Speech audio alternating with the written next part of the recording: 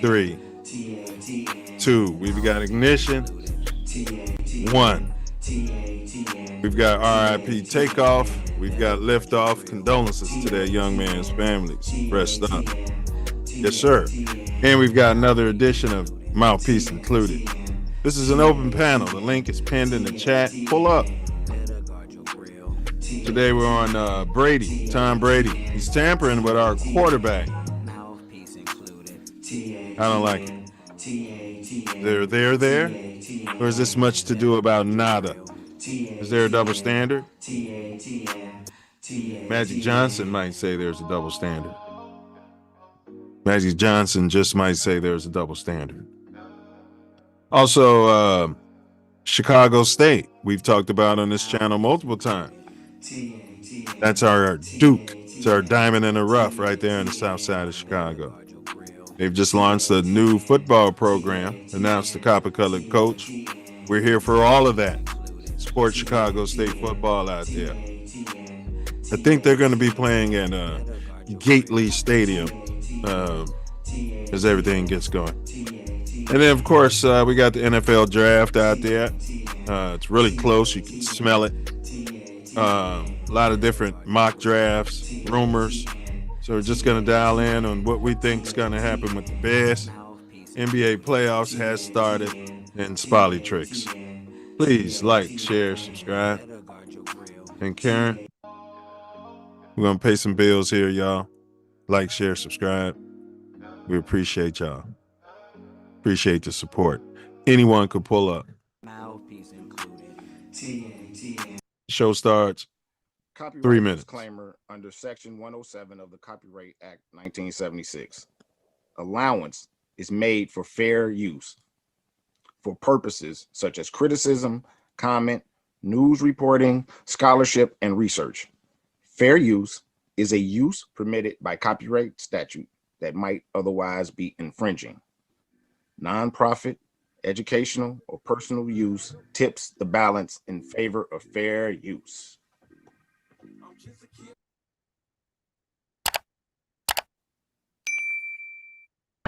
Oh my God! Oh my God! Bears. Ooh, yeah, that bear was moving and getting close to some people. You see that bear sending shoppers running for safety, and police and wildlife experts frantically trying to keep everyone there in that area safe. It appeared the bear had most likely emerged from hibernation and was looking for food. Fortunately, crews were able to chase the bear into an open area of wetlands and woods, which is the best case scenario for all involved. You didn't shoot the bear. Shoot it. Shoot the bear. You fear for your life? You're from Detroit. Now you're in Chicago. How would you compare Detroit-style pizza with some of that Chicago deep dish? Yeah, you can't go wrong with deep dish. 100%. Sausage, that's the way to go. Sausage, not pepperoni. Oh, yeah. Not pepperoni. No. Which is, sausage. Can I ask you which is better? Detroit, Chicago? Chicago, for sure. Ah, there you go. Right answer. I was very, very angry, because I was learning about the history of what happened to us, and that's what Roots did to me. It brought a lot of those feelings out of me, and I became very disturbed by it, and I became very angry, and I started to retaliate in school. And it took my mother to come to me and tell me, it's a history, it's something that you should never forget, but you can rise above it and make an impact and make a change and make people aware of the pain that we've endured. But at first I was very disturbed by it, and I retaliated in some ways, violently. We used to go to other pools, and he would take me, and as soon as I get in the pool, they would get out of the pool. You don't forget your heritage, but you move forward in trying to make a better life for everyone, and that you always want to be viewed as a person. Reach back and pull someone with you. That Ain't That Network. Everybody subscribe to That Ain't That Network, man. I'm telling you, those guys are putting some real conscious material out on their YouTube. A lot of people aren't aware of their content, but these are some very smart people that's very conscience forward. Hey bros, what's going on? This is Cotton. Be sure to subscribe to my channel if you haven't already, because subscribing makes you feel good. Maybe you look like me. Darnell, has there been any talk in the offseason? I know that none of these coaches have gotten to work with any of the offensive line yet, but are you going to stay at right tackle? Has there been any talk about you moving over to left at some point? Well, they said I was going to quarterback, but... Get the likes up. Air quotes say get the likes up. We were having a discussion, and you guys have become bougie. I don't mind. You don't want 12 wins in the regular season. Yeah, I don't want 12 wins in that summer. Thank you guys. All right, I was watching. I forgot the show, but Danny Parkins was on there. He went on the national show, and at the end, he was like, he asked that dude, I think whose daughter was screwed by the video game and playing quarterback at Arizona. Besides, and by the way, who do you think? Because they told me that I was coming on after Brady. Be honest. Who's more handsome? Me or Brady? Me or Brady? Hey, listen, be honest. The TV don't lie. Tom's good looking. I'm just going to tell you right there. He's pretty good looking. All right, fine. I'll concede that one. He's pretty good looking. Good. Oh man, Parkins started blushing. It was like if you asked Hugo about Donald Trump. He started blushing. He was like, "Well, Brady's handsome. He's handsome. Drop dead gorgeous." And you guys think we make all this up? You know what I mean? Yeah. Drop dead gorgeous. And you want to be fast like Isaiah. You want to shoot like Bird. Rebound like Barkley. Pass like Magic. Be dominant like Shaq. But man, I wanted to be like Mike. You know what I mean? I remember the first time I played against him. I want to be. And I walked out on the court. Be like Mike. I looked at him. I could be like Mike. And for the first time in my life, a human being didn't look real to me. Air quotes. 1 minute, Karen. May be unfortunate, hell. It may be a bit excessive even in his eyes. We're not rooting for you, brother. We're not rooting for you, brother. We're not rooting for you, brother. Air quotes or not air quotes. Alright, what's up, NASCAR fans? I don't know about y'all, but this President Obama is pissing me off. So I'm gonna do some dip and speak my mind. Today I'm gonna be dipping Vagisil regular strength anti-itch cream. Oh yeah.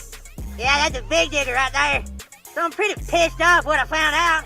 I found out this Obama wants to put a bigger tax on gasoline. That's when all the news came in about being in the South Park episode. Something about being poor and stupid was the theme of the episode. Bring it on, Earhart. You scared of the competition? I'm just as poor and stupid as you.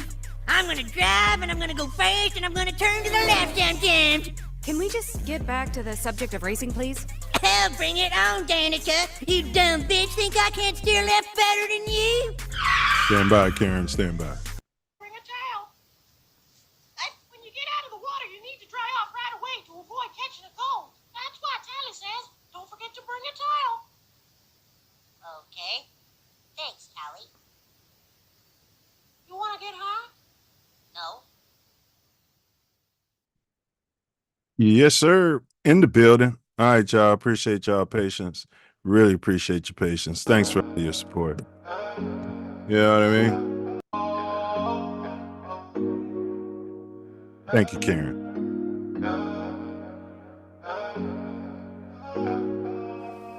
Mouthpiece included. TATN, TATN, TATN. Better guard your grill. TATN, TATN, TATN. Mouthpiece included. TATN, TATN, TATN. Better guard your grill. TATN, TATN, TATN. Mouthpiece included. TATN, TATN, TATN. Better guard your grill. TATN, TATN, TATN. Mouthpiece included. In the building. TATN. Better guard your grill.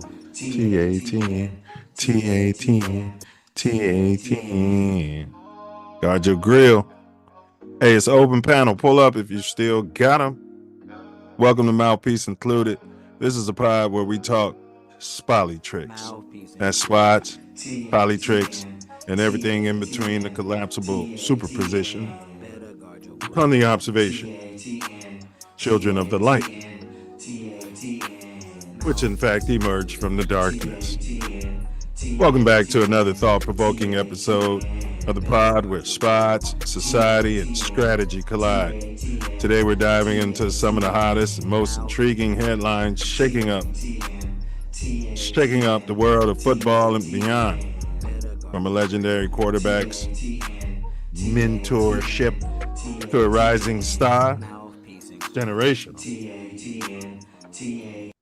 Thank you, Karen. Alleged mentorship to an alleged generational rising star, to the resurgence of to the birth of a football program right there on the south side of holy city of Mecca, and a splash of societal and political musings.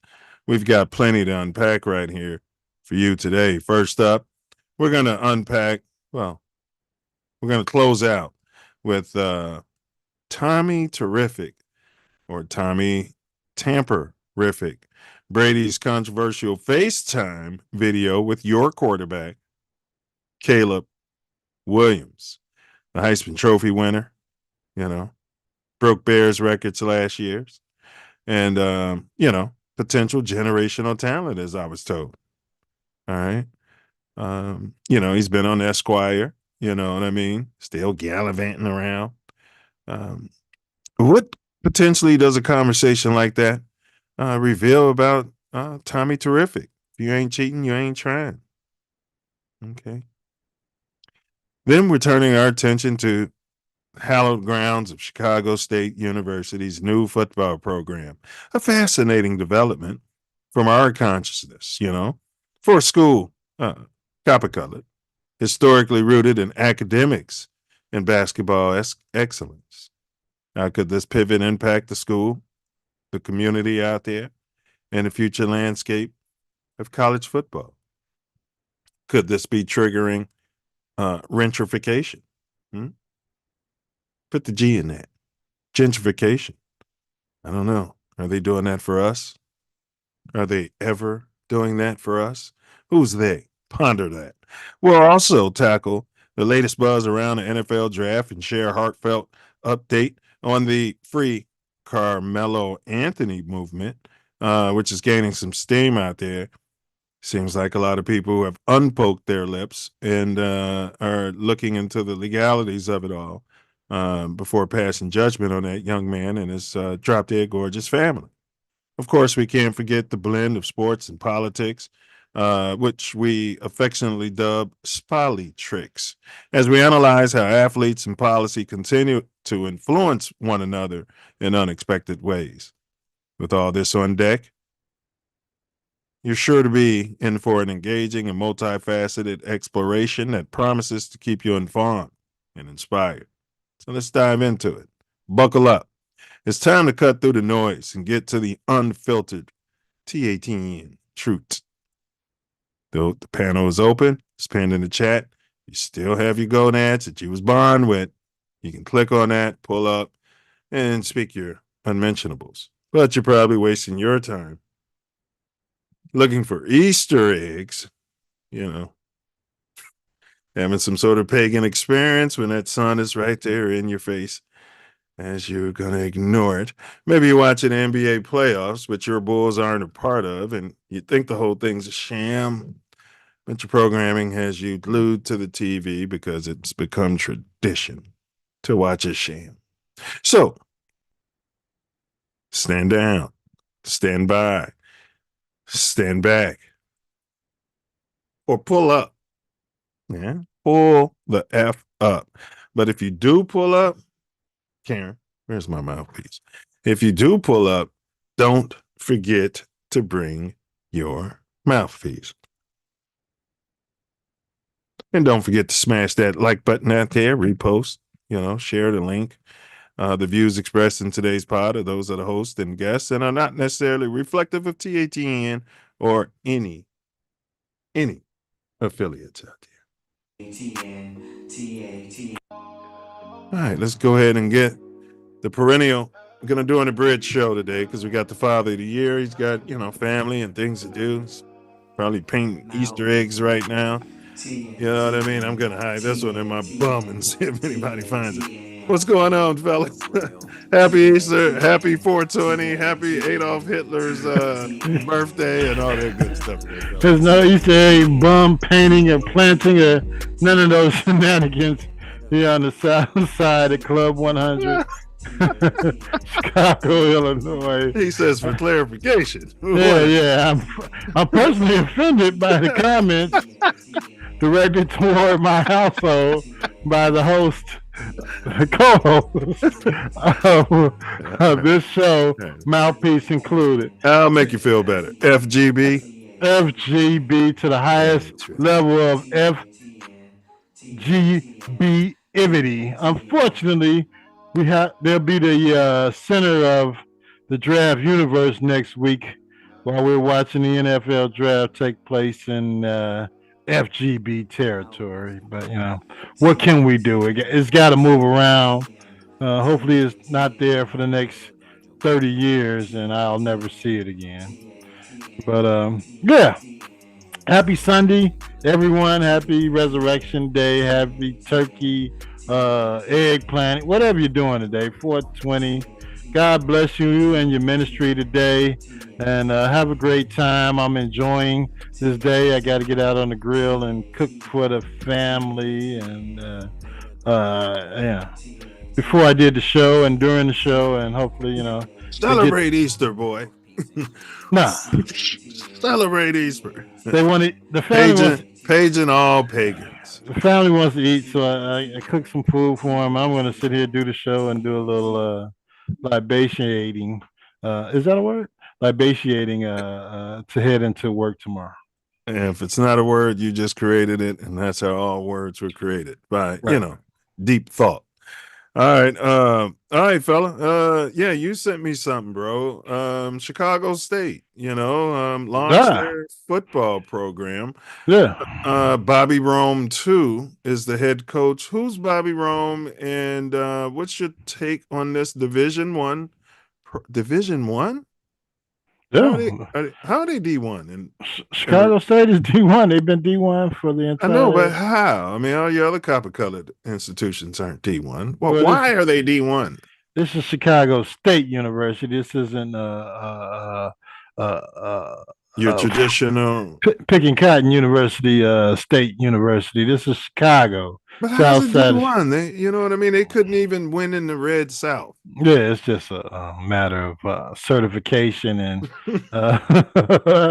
whoever can get to stamp your helmets or your jerseys or whatever the hell you got going on to make it D1. And unfortunately for the copper-colored schools, they don't want them to be D1. They got a couple of them that they'll allow in, but unfortunately, it's not enough. As far as we're concerned, but yeah. So you're telling me, every kid's dream is to, I want to go D1. Yeah. But then they settle to go to some NC 2A, 2A, 2A, 3A, 1A school, as opposed to going down to Chicago State and living your dream. Yeah, I said I was going to be a D1 player, and I got recruited by a D1 school. I mean, is that fair? Yeah, they'll go to most of those schools are D2 or NAIA when they happen to go down south. There's a few that are Division One schools, and they, swaggies. Swag. Yeah. But we got a Division One school right over here on 99th and 95th and King Drive in the city of Chicago. And, upgrade those facilities. Well, they made dorms. They're bringing in people from other countries that I've noticed that when I go to work there. Asians? No. Athletes from different types of Norwegian and Swedish and athletes. Yeah. Well, I mean, listen. I'm not saying the BDs, GDs, your Moles. I'm not saying your GDs. I'm not saying any of these guys who might be looking for a way to, wash money could potentially use this institution as a way to become quote unquote trustees. Yeah. And, flood some money into the institution. And now that with the NIL, now you can get some of these slick name guys to decide, yeah, hey, what's up, little slick? You're at Miami with your gold chains on, come down here. And, we just bought O Block and we made this into the athlete's dorm right there where King didn't grow up. Big ups. Big ups, King Von. They got some dorms over there on King Drive. I don't think they're going to go that far on King Drive. That guy said no to the dorms on O Block for the athletes. No, we're going to stay a little further south on campus. Yeah, we're going to increase we're going to build up the Roseland neighborhood. They don't have a football stadium on campus, so I'm interested to see where they're going to play their home games. But I think I'll partake in Chicago State football. They got to go out there. It's Chicago. You go out. There's plenty of poor and stupid players out there that wants to go to a D1 school. You can start them out with a little NIL money and increase it as they build the prestige of your university and get people out there watching football and drinking beer and get some of your best fighting. Educators from Chicago to become tenured professors over there. Flood that into, what I mean? Make it our University of Chicago for your copper colored right there. Yeah. Our Howard right there. Yeah, it's got an award-winning nursing program, and we can expand it with the increase. What do you mean? When you suck the teeth to get milk out? What type of nursing are we talking about? We're talking about registered nurses. Suck the teeth. Registered nurses. Oh, all right. Yeah, the traveling nurses, stuff like that. Copper-coated descent. Yeah, come right out world renowned. Yes, come out of Chicago State University. That's tangible, bro. They come out, make a lot of money, and get a lot of work. Yeah. So, so logistically, you got the metro right there. They need some nice shuttles with the swag on the shuttle vans. Yeah. Make sure those students are getting to the metro. Have Chicago's, because what they do at USC is they have what's called it's something you guys started in Chicago. They have these ambassadors, they call them, and they make them wear the USC colors. And they stand out around that neighborhood where the students may be walking to and fro, what I mean? Making sure your average Pookie Ray Ray or your Venezuelan can't jump out on them and do shenanigans. Can you say that? You can definitely say all of that. Okay. Pookie Ray Ray and Venezuelans. You sure can. Okay. Right. On Easter. Resurrection Sunday, or whatever they call it. But I'm waiting to see where the home games are going to be played. And they're playing at Gately Stadium. I mean, they will not be playing home NCAA games. Why not? You can put some money into Gately it. Stadium. No, I mean, you could. No. So, I mean, you haven't heard anything about where these games are going to be played? They're a Division I school out there. Not as of yet. I've been quite upset with Chicago State University after they dropped their baseball program, a couple of years ago, after building the stadium on campus for them to. So they built a baseball stadium on campus and then dropped the baseball program. Yes. Well, I think what they decided was because they probably figured, because you said the expense of baseball. So somebody a new athletic director potentially said, hey, look, we need football out there, jackass. You know what I mean? So that we can finance all these other lower sports. Yeah, they could have did that back then. I believe Chris Zorich, formerly Chicago Bear, former Notre Dame. Was there steroids involved? I don't know.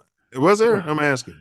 Go ahead. Well, he was the athletic director at the time when they dropped the baseball program. I can't allegedly. I can't. Out of Joliet High, man. Yeah, he was in Notre Dame.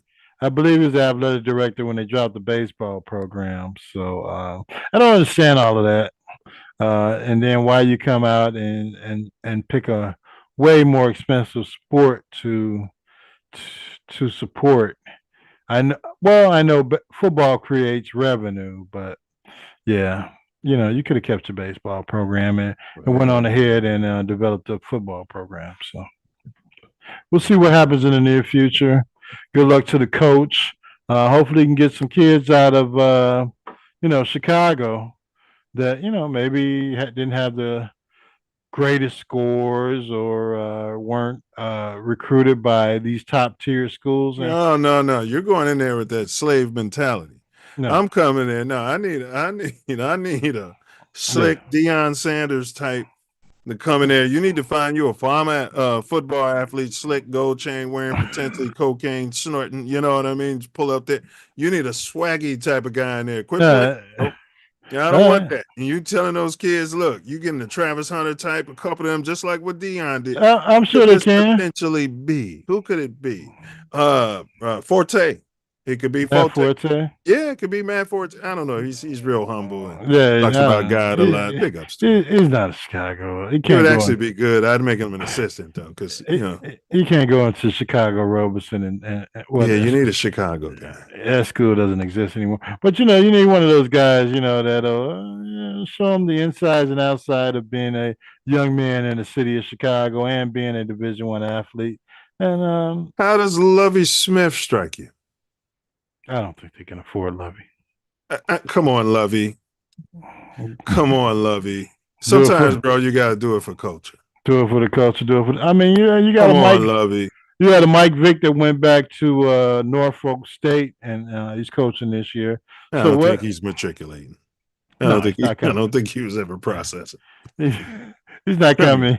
I supported Vic, and I always fought, I fought for him. He's as smart as anybody else out there, but he was never matriculating. Yeah, I would have had one of my cousins, disappear if they didn't take the case back in the day. But that's another story. But there's plenty of Chicago athletes, former athletes, that can come back here and make it happen. We can bring somebody up from East St. Louis.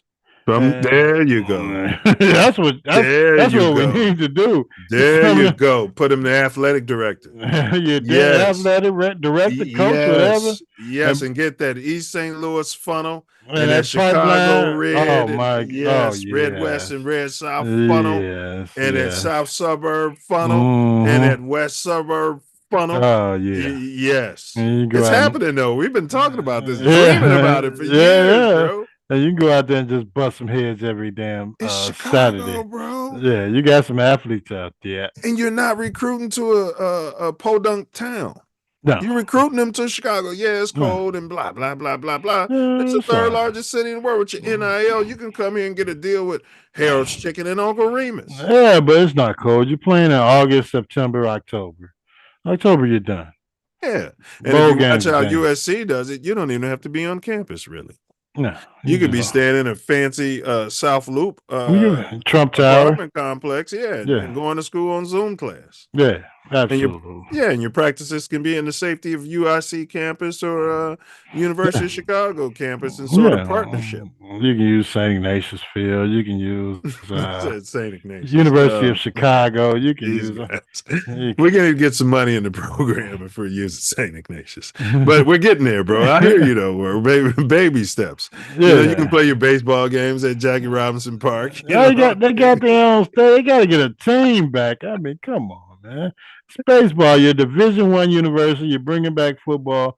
You got to have a baseball program. And I know the coach that they're probably going to end up trying to hire to revitalize their baseball program once he gets a couple of years taken care of at the junior college that he's coaching at now. Shout out to Coach Ratcliffe. We'll see you in a couple of years at Chicago State University as they try to increase revenue, and you'll have a Division I program right on the south side of Chicago. Facts. All right. Well, big ups, man. Like you said, man, we can catch some games, if nothing else, go out there, do the tailgating. For sure. It's going to be a Gately. They're not going to be playing that damn Gately, man. I mean, they're going to reside it. You know what I'm saying? Get some security out there. Let me see your ticket. They need it. They got to have a parking back there, and then you got to catch the bus down King Drive. Now you got to stand out there with. I'm listening to you. Who the fuck are you? You know what I mean? Uber from Gately, or we can rent some school buses to Gately, but they're not going to be paying that. I got loose squares. Ain't you working in the parking lot? Yeah, but I'm just saying I got loose squares. But all right, give me 2. Fuck it. You know, they're not going to be playing at Gately. Maybe they'll play at Soldier Field once the Bears decide on what venue they're going to build and move to. I mean, well, come on, bro. Yeah, Soldier Field. Yeah, they need a. Soldier Field would be a great play, bro. Yeah. Even with the Bears there, look, the city owns it, and screw you guys. You're threatening leaving. You know what I mean? That'd be a good move, bro. Yeah, for sure. We'll see what happens. We got a friend of the program, Mayor. Maybe he'll be able to make that happen. Mayor BJ. Yeah, Mayor BJ. All right, free Carmelo. Law student, because I was one of the first creators to tell y'all that Carmelo Anthony was actually robbed under the Texas Penal Code 29.02. But since you won't listen to me, let's see if you listen to an official judge. And they try to take it again from him. That's a robbery. In other words, the taking of the property of another by use of force or violence. He resisted the robbery, which is a felony. And that would morph the whole thing to killing into a felony murder situation. Meaning, his brother should be charged with murder, if anything. Absolutely. If you have a felony murder thing, the people who implemented the underlying felony become responsible for the consequences. For instance, if there is a proprietor, or a manager, or an employee in a liquor store, and some people come in to hold up the liquor store, and there's a shootout, and one of the bullets fired by the proprietor, the manager, or an employee miscarries and kills an innocent person on the sidewalk. Well, under the felony murder thing, the employee, manager, or whatever is not charged with the homicide. The people who are charged with the homicide are the ones that started the robbery. So in this case, you have a party that starts a robbery. 2, allegedly, you have a killing that results by the would-be victim of the robbery. So what happens is, under the felony murder theory, the person that's charged with the homicide and the robbery is the survivor. In this case, one of the should be co-defendants to the robbery, if that's the way the case is cast. The whole thing about the $1 million bond is absolutely ridiculous, because under the 5th Amendment, bonds shall be reasonable, and reasonable has been interpreted for the last 230 years by the U.S. Supreme Court and most appellate courts as meaning simply enough to ensure that a person shows up until the charges are disposed of. Unless he's colored. Yeah, go ahead, bro. Yeah, unless he's colored, the bond is supposed to be commiserate with the alleged crime. Yeah, there's another case, right, in the same state where the drop dead Gorgeous, some sort of, I don't know if there's Venezuelan, but his last name is, a Latino name. Big ups to all the Latino brothers and sisters.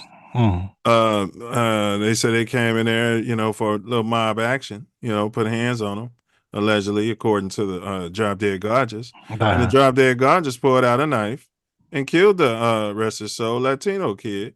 And the drop dead Gorgeous bond was lower than the coloreds. Let's drop dead Gorgeous. What do you expect? You know what I mean? It's America. Just a quick update before we get Diesel in the building. Carmelo has been released on bond. They lowered his bond, and he was able to get out. There's been some hubbub about all the money being raised for him and all those terrible African Americans who are putting money to support the young brother. What's going on, Diesel? Diesel in the building. That's good. Yep. Hey, happy Easter and 420. I know you're a good military guy, so you definitely celebrate Easter. You know what I mean? You had your little Easter egg No, I hunt? really don't. No. Yeah, whatever. No. We know what's going on in the basic training I haven't been through. I know what's going on. They're making you guys pray to the Easter Bunny and everything. I'll let you scoop up some rotten eggs, but that's about it. Can we get an FGB out of you? Yeah, can we get an FGB? No. It's not fair. It's not fair. All right, we got a quick video I wanted to run y'all real quick. This is the father. He already said he forgives the Carmelo Anthony guy. But watch this. Allegedly. Tensions deepening between two Texas families, torn apart by a deadly high school track meet stabbing, now playing out in public view. Jeff We don't know what's in his heart. Metcalf, the father of 17-year-old Austin Metcalf, who was killed earlier this month, crashing a news conference on Thursday, held with the family of his alleged killer, 17-year-old Carmelo Anthony. Metcalf, wearing dark sunglasses, escorted away by police. He has not commented since his appearance, but spoke to NBC's Dallas-Fort Worth station KXAS earlier this month. You know what? I already forgive this person. Already. God takes care of things. After Metcalf was let out on Thursday, Anthony's parents addressed the cameras. To the family who experienced the loss, my heart truly goes out to you. Kayla Hayes, Anthony's mother, offering her sympathies, but also detailing the public backlash against her own family in her first comments since the stabbing. We have endured death threats. My 13-year-old daughter is afraid to sleep in her own bedroom because she's fearful of what may happen to her. Her son was charged with murder after police. What was that? Take some of the money and go somewhere else and then, be safe. Say he stabbed Metcalf following a verbal altercation at a track meet on April 2nd. They say Anthony admitted to the killing, saying he acted in self-defense. Dominique Alexander, president of the Next Generation Action Network and a spokesman for the Anthony family, spoke to Top Story earlier this week about those claims. I think that Black America as a general right, is saying, how is it absurd that a Black child is claiming self-defense, but we always see repetitively white children being able to say self-defense and there's no problem. On Monday, a judge lowering Anthony's bond from $1 million to $250,000, releasing him on strict conditions of house arrest, ankle monitoring, and weekly check-ins with the bailiff. A grand jury. That's slavery. Weekly, and it's unprecedented that you got to check in with the judge's bailiff. Right.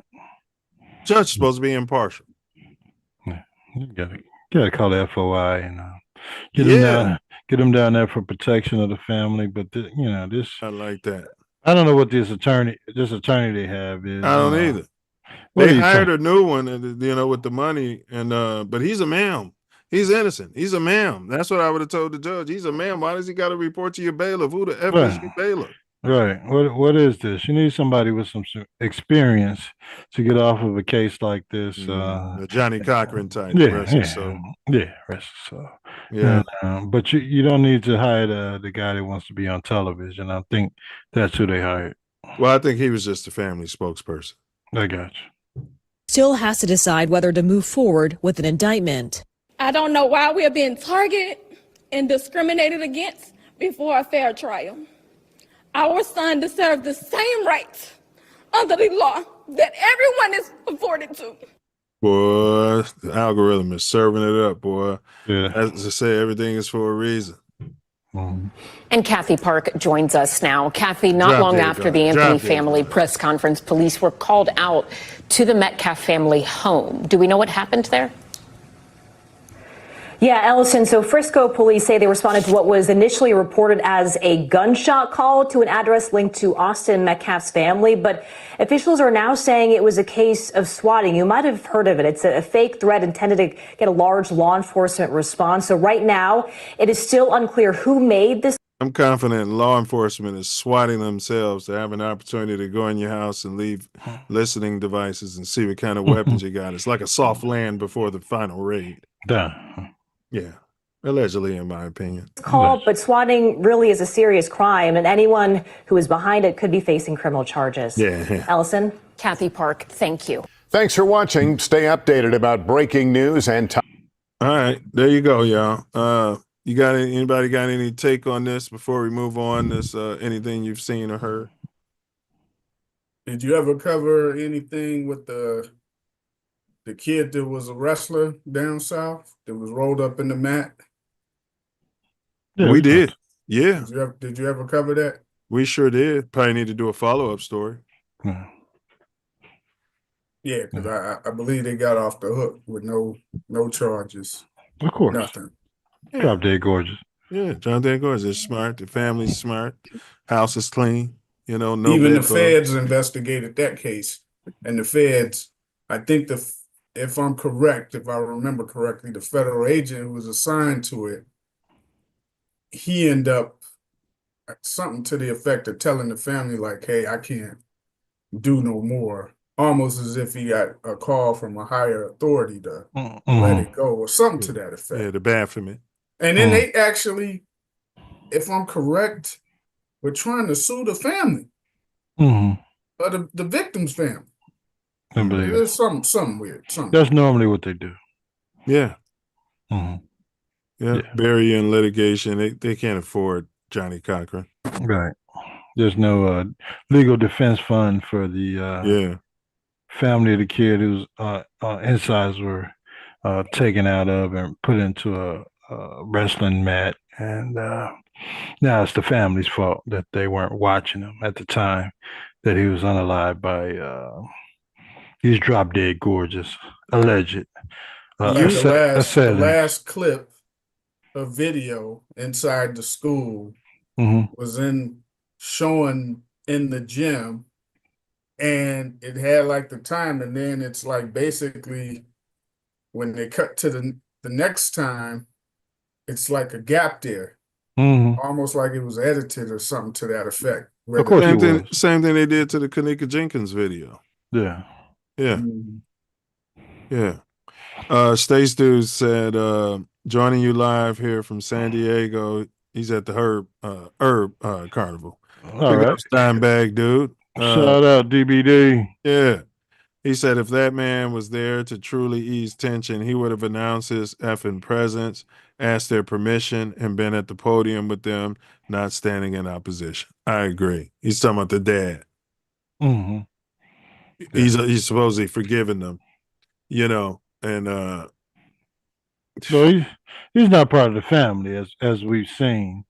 And if they've hired an attorney for the family, I think he should be making the statements instead of putting the mother out there. At least be there with the family. But I don't know the position of the guy who's the TV spokesperson or family spokesperson. But I kind of like putting the mother out there so they can feel the pain that they're going through. You got an all-A student, you know, she's not happy with what's going on, and absolutely not. The 13-year-old daughter has nothing. You made a point about the Nation of Islam.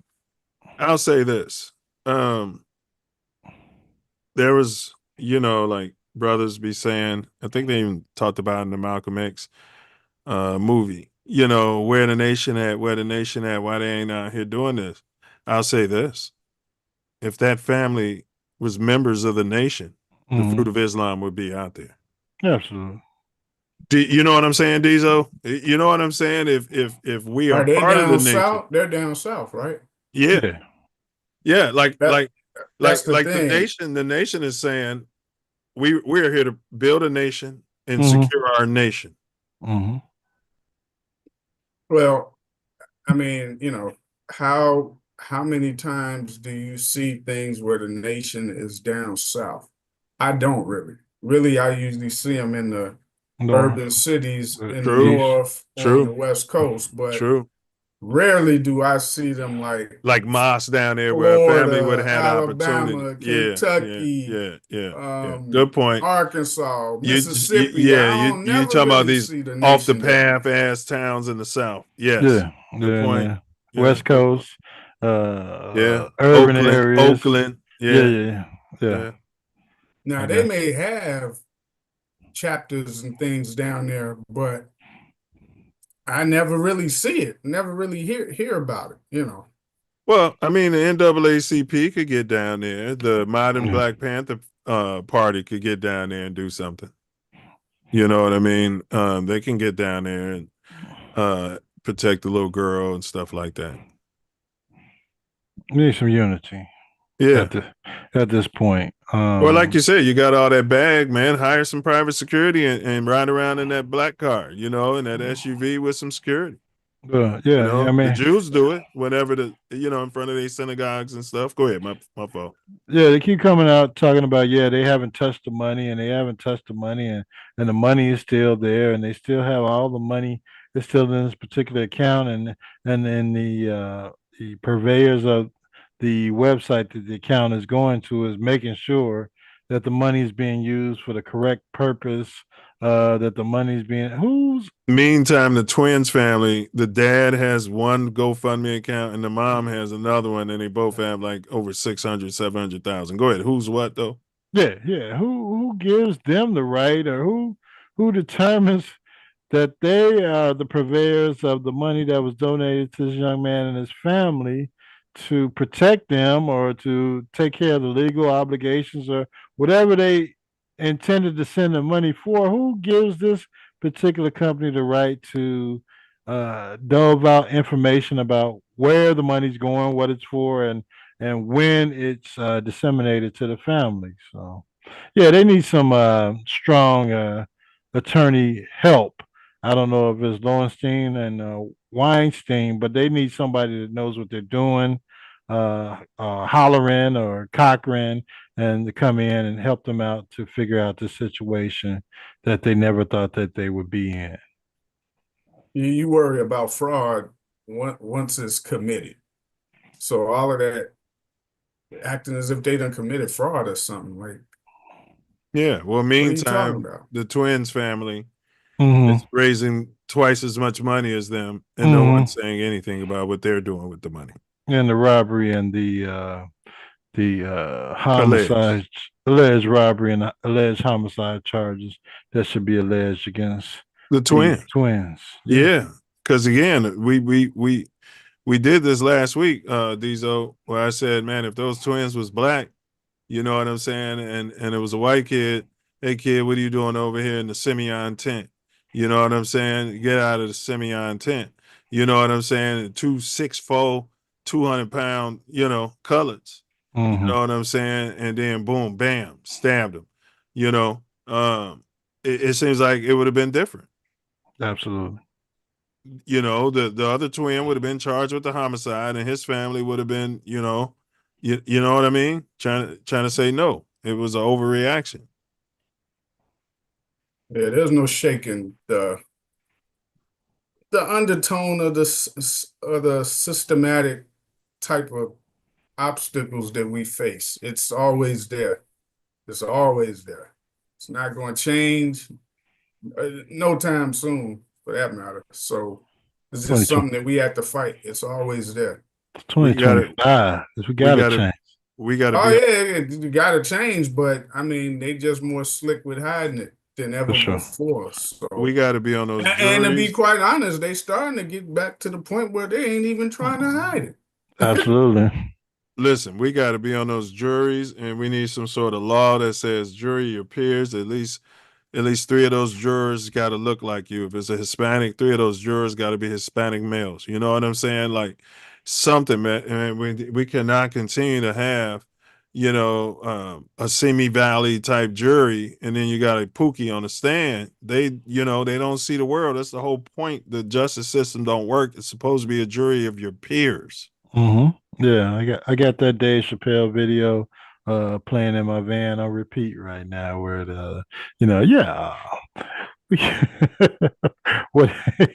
where they were talking to Tron, telling them, you can come down here on Thursday afternoon and we'll discuss these charges against you. And he's like, yeah, man, I'll show up maybe later on that night, and everything was cool. And where they reversed the roles of how the copper-coated defendant is treated versus the drop dead gorgeous. Yeah. All right, we got a potential booger of the week, but you guys tell me. Air quotes, fair use, and Eddie Griffin. I've been liking his show, but here we go. Metcalf was stabbed to death. His twin brother tried to save him, but he was pronounced dead on arrival at the local hospital. His father got on the news and said that, you know, this wasn't a race thing. It was a human thing. The victim's father says his son died in the arms of his twin brother. High school community gathered tonight in grief after the stabbing death of a teenager at a track meet. Another teenager, a student at Frisco Centennial, is now charged with the murder. And then there's reports that, you know, they were bullying the stabber, and that's why he stabbed him. He was going to turn out to be a great individual and impact this world with positivity. Track, he was doing everything right. I was so proud. And his brother was holding him, trying to hold the blood in, and he passed. My son watched his brother die in his arms. But, you know, if you get bullied, you know, just knuckle up, you know. Why is it always weapons involved with these little retarded children? You got a gun, you shoot it. You got a knife, you stab a motherfucker. I mean, you know, he was just talking to you. It's unclear how Anthony got the knife into the meat or what exactly led up to the fight. Anthony is now facing first-degree murder charges. And Jeff Metcalf, it was the best weekend ever, is only left with memories. So, you know, I don't get that part of it. And then, you know, and his father coming out saying, you know, that it was a human thing. Your son just died a day before, and that's all you got to say? Oh, and for all you white people out there trying to turn it into a race thing, the dad already said it wasn't no race thing. It was kids being kids. I was able to watch and be blessed so much.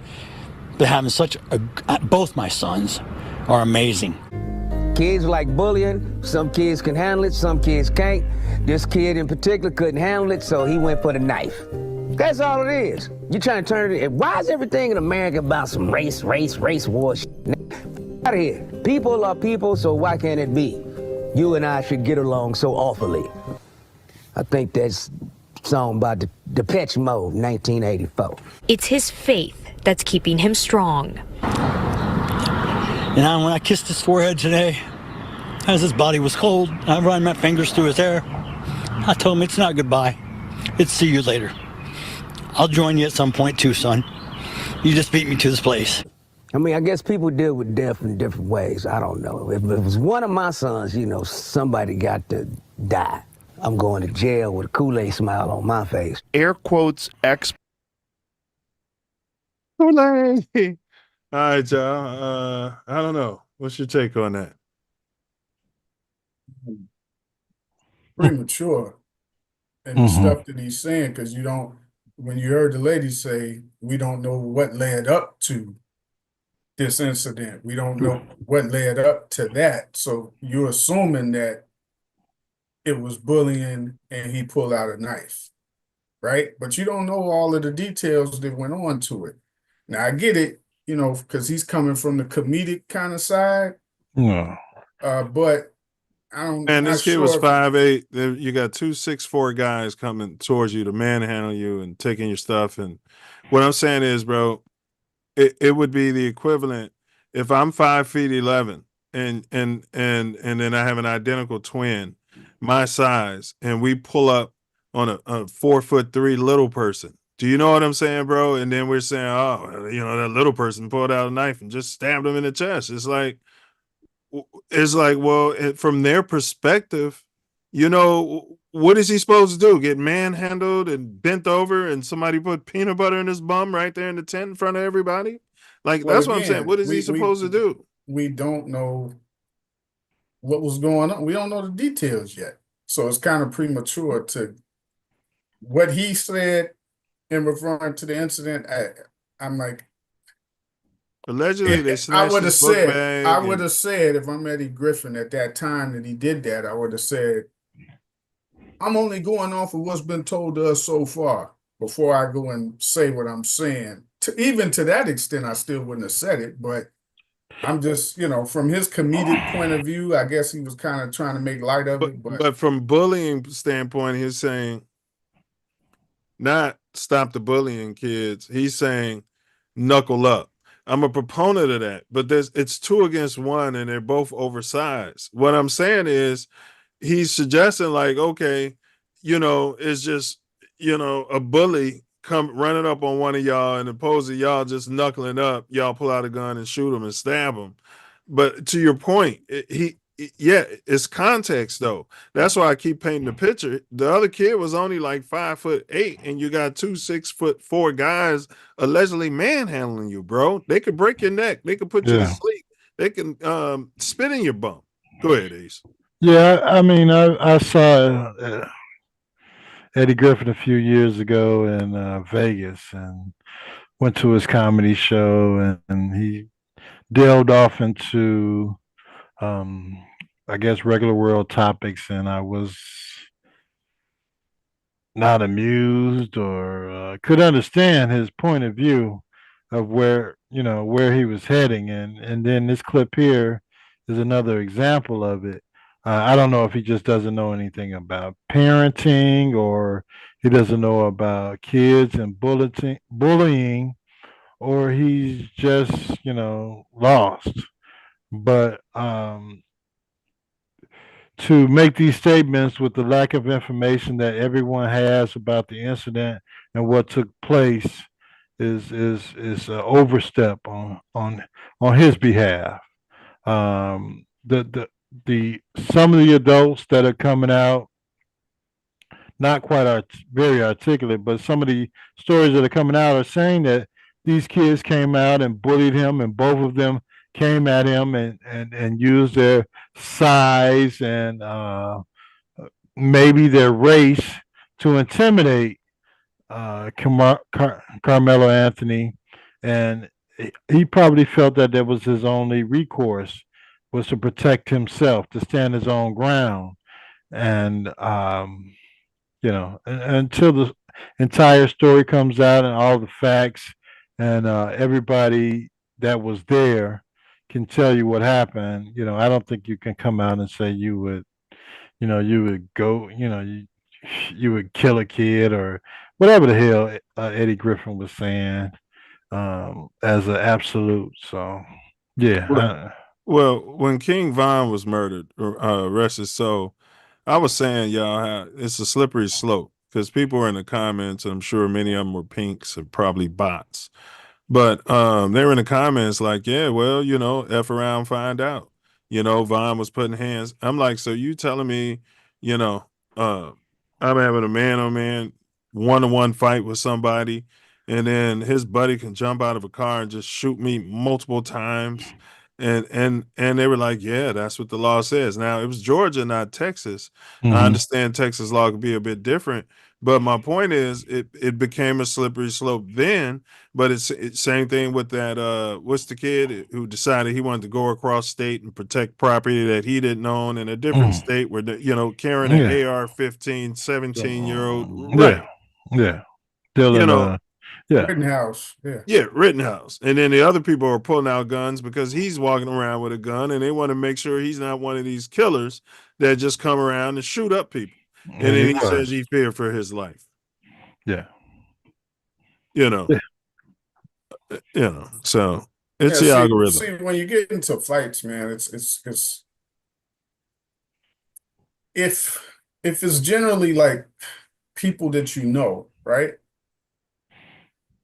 If you're just fighting, then it's just it's just a fight, right? It pretty much, such thing. No such thing. Well, I'm saying I'm just thinking of when people and you're getting into a fight with a person, and if it's a fight and then it's like, oh well, we know him or this person, then you let them fight, but break it up, whatever, right? Right, mutual combat. Right. Now it's different though if you're fighting and it's people you don't know. You see what I'm saying? Because if you don't know these people, and it's two of them, yeah, you don't know what's going to come out of that situation. Which is what the family said. So we're fighting to the death. Yeah, so that's what I mean by it. It's like if you don't know these people and you're in a fight, that can trigger you to like, listen, man, these people may seriously hurt me, kill me, whatever. It's not just going to be something where, hey, it's going to get broken up, or somebody else. I'm with some of my friends, so it could be an even squabble, something to that effect. So it's kind of tricky when you get into it if you're into it with people and you don't know them. And especially if it's 2-on-1, like they saying or whatever. Again, you can't. Imagine me and somebody my size walking up on a little person. People would see it differently. You know what I'm saying? And that's what I be telling, like, you got 2 6'4" guys, you know what I'm saying, bro? Like, their body is a weapon at that point. Right. You know, they're lifting weights all the time. We're not saying they're doing steroids because they're just kids, although they're trying the other one as an adult, and the other ones are just kids. So I don't understand what we're doing as a society. Yeah, I mean, these kids just sitting there minding his business. It's a. No, he's an adult. They're trying him as an adult. No, so he's not a kid. He's minding his damn business. The Pookie is an adult. I'm just saying, society says. I understand, but Drop Dead Gorgeous coming there and they're just kids. They're intimidating. Yeah, but they're just kids. And they robbed him. So yeah, but they're just kids being kids. Yeah, no, they're not. So it's unfortunately, it's going to be a matter of defense of Carmelo versus whatever this state's attorney for the city that they're in comes up with and tries to try him on. And then do you go back and then you have to sue the city or sue the family for what took place? And it's a huckleberry about what's going to happen in this situation with the alleged murder attempt, when I believe it was just standing your own ground, which they do in Texas for self-defense. I'd like to see people like, so you got these civil rights attorneys, right? And they always pop their heads up when it's a claim. But it's money to be made. Yeah, go ahead. From when we're the victims, right, of the crime, and you're looking to sue that family or the state or whoever it may be. Mm-hmm. But I think, like, even with Johnny Cochran, what made him different was he was actually defending cases, right? Right. Yeah. And cases that were along the lines of civil rights as well. Because even Geronimo Pratt, he damn right. So my point is, with that in mind, I'd like to see somebody like him, where, remember, most of these cases that they're taking with no money. Yeah. Because the money that they're going to get from this lawsuit. Let me see you take some cases where you get no money, but you're protecting or defending someone on the opposite. Pro bono. Let me see that, because then that makes you look like you're more sincere in what you're doing for people, as opposed to only being there when there's money to be made the other way. Let me see somebody like that step up and take these cases. Yeah. Because if you win a case like that, do you know how much clientele you're going to get? More money going to come in, as a result of that. They don't have time to take those cases. Cases they got a Rolls Royce payment to make. And they got 20 million cases. But no, they should. I agree. That would be 100%. We're going to talk about DEI race card, because whenever I talk about race around certain people, they say, "Oh yeah, you're always pulling the race card." So here I got a good DEI example today, baby. All right, we want to hear. Definitely want to hear it. If you want to call it DEI, it's just like flat out some stuff. But go ahead. Let's get into it. All right. Well, we got Drop Dead Gorgeous Austin Reeves, who I'm on record saying the Bulls should have opened up the checkbook and signed this guy, but you guys weren't big on him. You guys both sat there. Well, it wasn't because he was Drop Dead Gorgeous and smart and works harder than LeBron James. He's in the playbook all the time. It was just because he showed me something in big games. That's all I'm saying. But anyway. We had Ben Raplesberger here, so. He's a good kid. You don't know what was in his heart.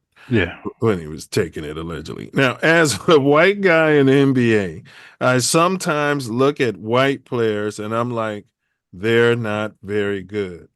So it's a stigma that I think is real. Okay. So his programming tells him when he looks at other white players, he automatically assumes that, they're not good. Now here's Drop Dead Gorgeous Dookie. You don't know what's in his heart. LeBron James loves him. Yeah. Okay. Mm-hmm. I think every guy in our shoes has experienced some level of this where you're going to be tested. And truthfully, no matter how many times you pass that test, you're going to be tested again. I mean, I feel bad for these. So welcome to the world of us. Yeah. We go through that in life Every all damn the time. day. Welcome Yeah. to our world. Hello. Tested because he's drop dead gorgeous and has got a contract, and he's got the benefit of the doubt for the next damn contract. Either it's in this city or in another city. Come on, man. I don't want to hear that crap. Not at all. We, and I'm speaking of black folks in particular, man, we don't care what color you are. If you can ball, you can ball. We don't care if you pink, purple, whatever. If you out there balling, we'll be like, that dude's cold. And we're going to test you no matter what color you are. But speaking of balling, go ahead. Go ahead. If you black, you get tested. I mean, what are they That's talking what I'm saying. about? Like, speaking of balling, this brand of ball, well, I've said it before, this brand of balling that we happen to be watching, whether it's in the playoffs or the play-in game, this is absolutely atrocious. That you got to sit here and watch these guys go up and down the court, chunk up threes. One team's gonna hit them, the other team's gonna miss them. One team's gonna go back because they tailored it towards these guys who are complaining. They tailored the game towards, let's say, your tend to be lesser athletics. There's always exceptions. You know what I mean? Your spot up shooters. Guys who don't need to play defense, guys who don't need to use any physicality, who may not have been, I don't know, I can't say there was any breeding being done during slavery. I can't say that. Man, it's going to come a day where they're going to put a cap on how many threes you can shoot in a game, how many times you need to be in the paint to score. But they're going to do something because it's just flat out ridiculous. This is the basketball they wanted. Or move the 3-point line back again. No, don't move it back. Right. Don't move it back. You just got to have teams that's just going to play the game the right way and beat the brakes off. But they're not. They're going to have to change some rules, bro. They're not going to do it. They changed it, but it seems like it's for the worse. That's what they want. They won 120 to 140 points a game. They don't want a big man down there protecting the rim. This is what they want. They want the Euro game, and this is what we have in the NBA now. Yeah, but you got no Euro teams. So, I mean, you know what I'm saying? That's the problem. You can't have no Euro teams in the NBA because who the hell's going to fly overseas every other week to go play a game in Europe, right? No, it's not going to happen. Well, a quick sidebar. Everybody's been lately talking about Giannis doesn't have like a go-to move, and that's the reason why he's not successful in the playoffs. Can anyone tell me the alleged GOATs, who I say is the most overrated player of all time, LeBron James, what's his go-to move? Bully ball. Flopping. What's his patented? The flopping? The patented flop. Get to the free throw line. It's probably just a straight hard drive where when he steps back, when he gets the ball at the top of the key, and then he steps back to half court. And most of these guys don't want to take charges. And Ace, what we have done at MP, some guy starts dribbling back to half court. We're going to send a double right at him. Yeah, we're going to make him give up the ball or take the ball from him and go right down there. Nobody's going to watch you load up the stuff you've been doing in the backyard also. Yeah, come on, man. We're going to take the ball away from you. You got to pass the ball. You got to pass it. Yeah, or we're going to take it from you and go down court and get a layup. Then get a layup every time. You know what I mean? But that was a sidebar. We got Pat McAfee, speaking of LeBron, some tape surface of him on his podcast. Because remember, LeBron decided to go on the Pink Guy show. Well, wait. Before you do the Pat McAfee. Oh, yeah. Let me give you this. Some DEI. It's just like, you guys tell me what you think. Okay. So, Acuna, Ronald Acuna for the Braves. So we know he's hurt with the knee, right? You can't call people coons on you can. YouTube. Right. So you know he's out with the ACL, right? Right. So last year, I think it was last year before he hurt his knee. It was either the previous year. He had hit a ball. You know how when you hit a ball good, you think the ball's going out, and you kind of don't leave the batter's box, right? You're supposed to. So he don't take off running. Then when he realizes it's a play, he just had a long single, right? The next inning, the manager took him out the game to teach him a lesson, right? Right. Tell you his quotes for when it happened. This is the manager talking. He didn't run. You've got to run. This game was in 2019. It's not going to be acceptable here. As a teammate, you're responsible for 24 other guys. That name on the front is a lot more important than the name on the back of your jersey. You can't do that. We're trying to accomplish something and do something special here. And personal things have to be put on the back burner. You can't just let your team down like that. Okay? All right. What's the manager's name? Is he copper colored? Is he drop dead gorgeous? Give me some context here. Is he some sort of Latino? Is he Venezuelan? His name is Brian Snitker. So you already know he's not a poop. Okay. All right. Fair. Now, yesterday, and I went back and pulled up the clip because remember, I only reading the article. This is yesterday. You can pull it up from the highlights of the game. One of their players for the Braves hit the same kind of long drive, right? Goes to the wall. Once he realizes it's not going out and it bounces on the wall. So he wasn't legging it out. Oh, when you watch the tape, he's like trotting, gets to first and sees it, then he starts running. Gets thrown out at second. Right? Oh my gosh. It was a tie game. It was like 3-3 in the 8th or the 9th. Acuna, and he went on Twitter and said, "Oh, if that was me, guys, I get suspended. I get taken out of the game." When they asked the manager about the guy who got thrown out at second, who basically did the same thing, his quote was, hold on, let me look and see where it's at. Drop dead gorgeous. Yeah, that's what he said. The other guy's a cooner. He's a coon, and the other guy's drop dead gorgeous. It wouldn't surprise me. I mean, Donald Trump's the president. Everybody's it's out there in your face now. That's right there. Yeah, when they asked him, they said, "What about Kalanick? Getting thrown out as second?" I think that's the guy's name if I'm pronouncing it right. And he said, "What was I supposed to do?" The same thing you did when it was a coon. That was Acuna's whole point. Like, look what you pulled me from the game. And when they asked you about it after the game, you're like, what was I supposed to do? Well, listen, you Acuna. You're gonna leg it out. You're gonna leg it out whenever you leg it out, and don't worry about it. You know what I mean. And we're working on other things too. But I get it. I know where he's going. That's like total. Yeah. But leg it out, you SOB, you lazy. Leg it out. I mean, it's taught from Little League. Yeah. When you hit the ball, you damn run. Especially, you hitting the ball toward the wall. All of these player participation trophy guys just want to launch angle and it's going out the park and damn, I thought it was going out. Run. Run. We see it all the time. And Acuna is not saying. He's saying, I was wrong. I should have ran when I hit it. Right. But you got this guy who just did it, and you didn't do nothing. He said, make it make sense. Have the same energy that you had for me. Same stuff on this guy. Absolutely. And when the press asked him about it, and he's like, what I would have benched Acuna. I'd have suspended Acuna for 13, showed him a clause in his contract. Listen, you know what I mean? You sit down. You know what I mean? We have prestige. This is a prestigious organization. You never question management decisions we make. You're suspended 15 games. This is the way they ran things in the 90s, 80s, 70s, 60s, 50s. There was no confusion.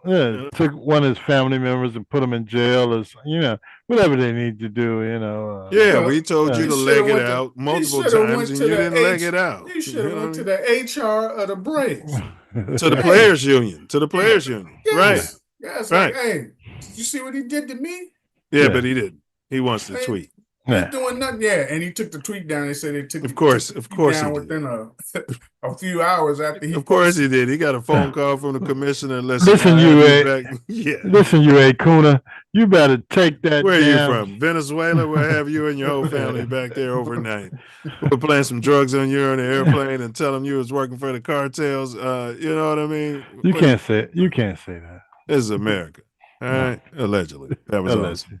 All right, but we got Pat McAfee. Speaking of Indiana and America. All right. That's right. Pat McAfee, who is a friend of Stephen A., who he's going to run for president, allegedly. That guy stinks, by the way. I am done with him. LeBron? I'm done with him. Well, you didn't like his antics last night? I just everything. Then the China stuff, which just makes him look like an absolute buffoon. He starts yelling during the national anthem, and then they lose. Yeah. It's just like Bron. This was not a game that you could do. After everything you've done the last couple months that have made it very difficult to like you. Very difficult. Air quotes expert. Boy, that was some Indiana. Boy, that was right there in your face. You don't know what is in his heart. So this was before LeBron went on his show, obviously. Mm-hmm. So LeBron's team wasn't aware of that? No, they didn't know it until after. Wow. Until after. Yeah. Wow. They figure, hey, it's Pat McAfee. He's hot. Yeah, he's hot. We want to be on his show because he's hot. And Trump's hot. So that whole line of thinking is hot now. So, you know what I mean? And let me make sure instead of bringing up African-American copper-colored coaches, I'm going to have this kid from Duke, Drop Dead Gorgeous. And then on my podcast, I'll replace him with the Drop Dead Gorgeous Steve Nash, who's a Canadian. Absolutely. Nobody from Cleveland. Absolutely not. You know, they don't speak. They went to them schools where you don't read that well. Oh, that's right. They drug him off to one of those prep schools because he was very talented. And then that way they, I see what you're saying. The bum magic. No, he was in a private school, the Saint Bonaventure of Cleveland, Ohio. Saint Bum Adventure. It's an adventure of your bum, exploration with the fathers. I don't know, allegedly. Allegedly, yeah. Yeah. Right. All right. But LeBron, that was for you. That's what happens when you know what I mean? You could have just went on Stephen A's YouTube channel. You guys could have split the proceeds. Y'all could have went on Unc's show. Sat down on Unc's show since Unc's your boy. That broke the internet. You could have broke the damn internet. What's the guy's name that's on the show with him? The receiver. Ocho. Yeah, he'd have showed up late, smelling like booze and weed and shit. Big up, Ocho. Not prepared. Yeah, they could have broke the internet with Unc and Ocho, and could have had Cat Williams sitting next to him. You know what I mean? Maybe even Charleston White. Snitches. Big up Charleston White and Hassan Campbell's because he got his thighs allegedly molested by the great African Bambaataa. All right, allegedly. All right, Pat McAfee, Bronny. You guys, I was wrong. All right. I was wrong, Karen. I want to see my big lips. Thank you. I'm not going to eat crow here, but I didn't think Bronny would make the LA Lakers playoff roster because of LeBron's lifestyle on the road, a lot of the rock star lifestyle when you're on the road. Yeah, it's playoffs. Yeah, but you're right. Dude, I got you. Man, listen, that dude is superseding any type of order coming from overhead. If my son ain't on the roster, then my minutes is gonna be shorter. I mean, that's probably his thought process. How do you have a guy who's not good enough allegedly to play with you on the road take up a playoff roster spot without me saying you might as well put Michael Jordan's son on the team? It's gonna be short anyway. It doesn't matter. Supply and demand. That's the price you pay when you re-upped him. After you heard that stuff he said in the offseason, if you want me, my son, come with it. The Bulls should have signed him. I would have signed his son. I said it right here on the show. Yeah, it's NBA entertainment. Hey, the Bulls signed what's the guy we had? Patrick Williams to a $90 million deal. Which is buffoonery. I'd have told him, buffoonery. I'd have told him we're cutting Patrick Williams and this is the package we got for your son, Brian. And all this money is coming out of your contract because you're going to take the veterans exception, you little How whore. many years he get for that $90 million? 5 years, $90 million, 0 points. That's right. In the play-in game. That's right. 0. What, you guys don't like the deal? No, hell no. I don't like it. I got off of him a few years ago. Remember I said, I was like, man, he don't do nothing for me. He doesn't excel at one particular thing.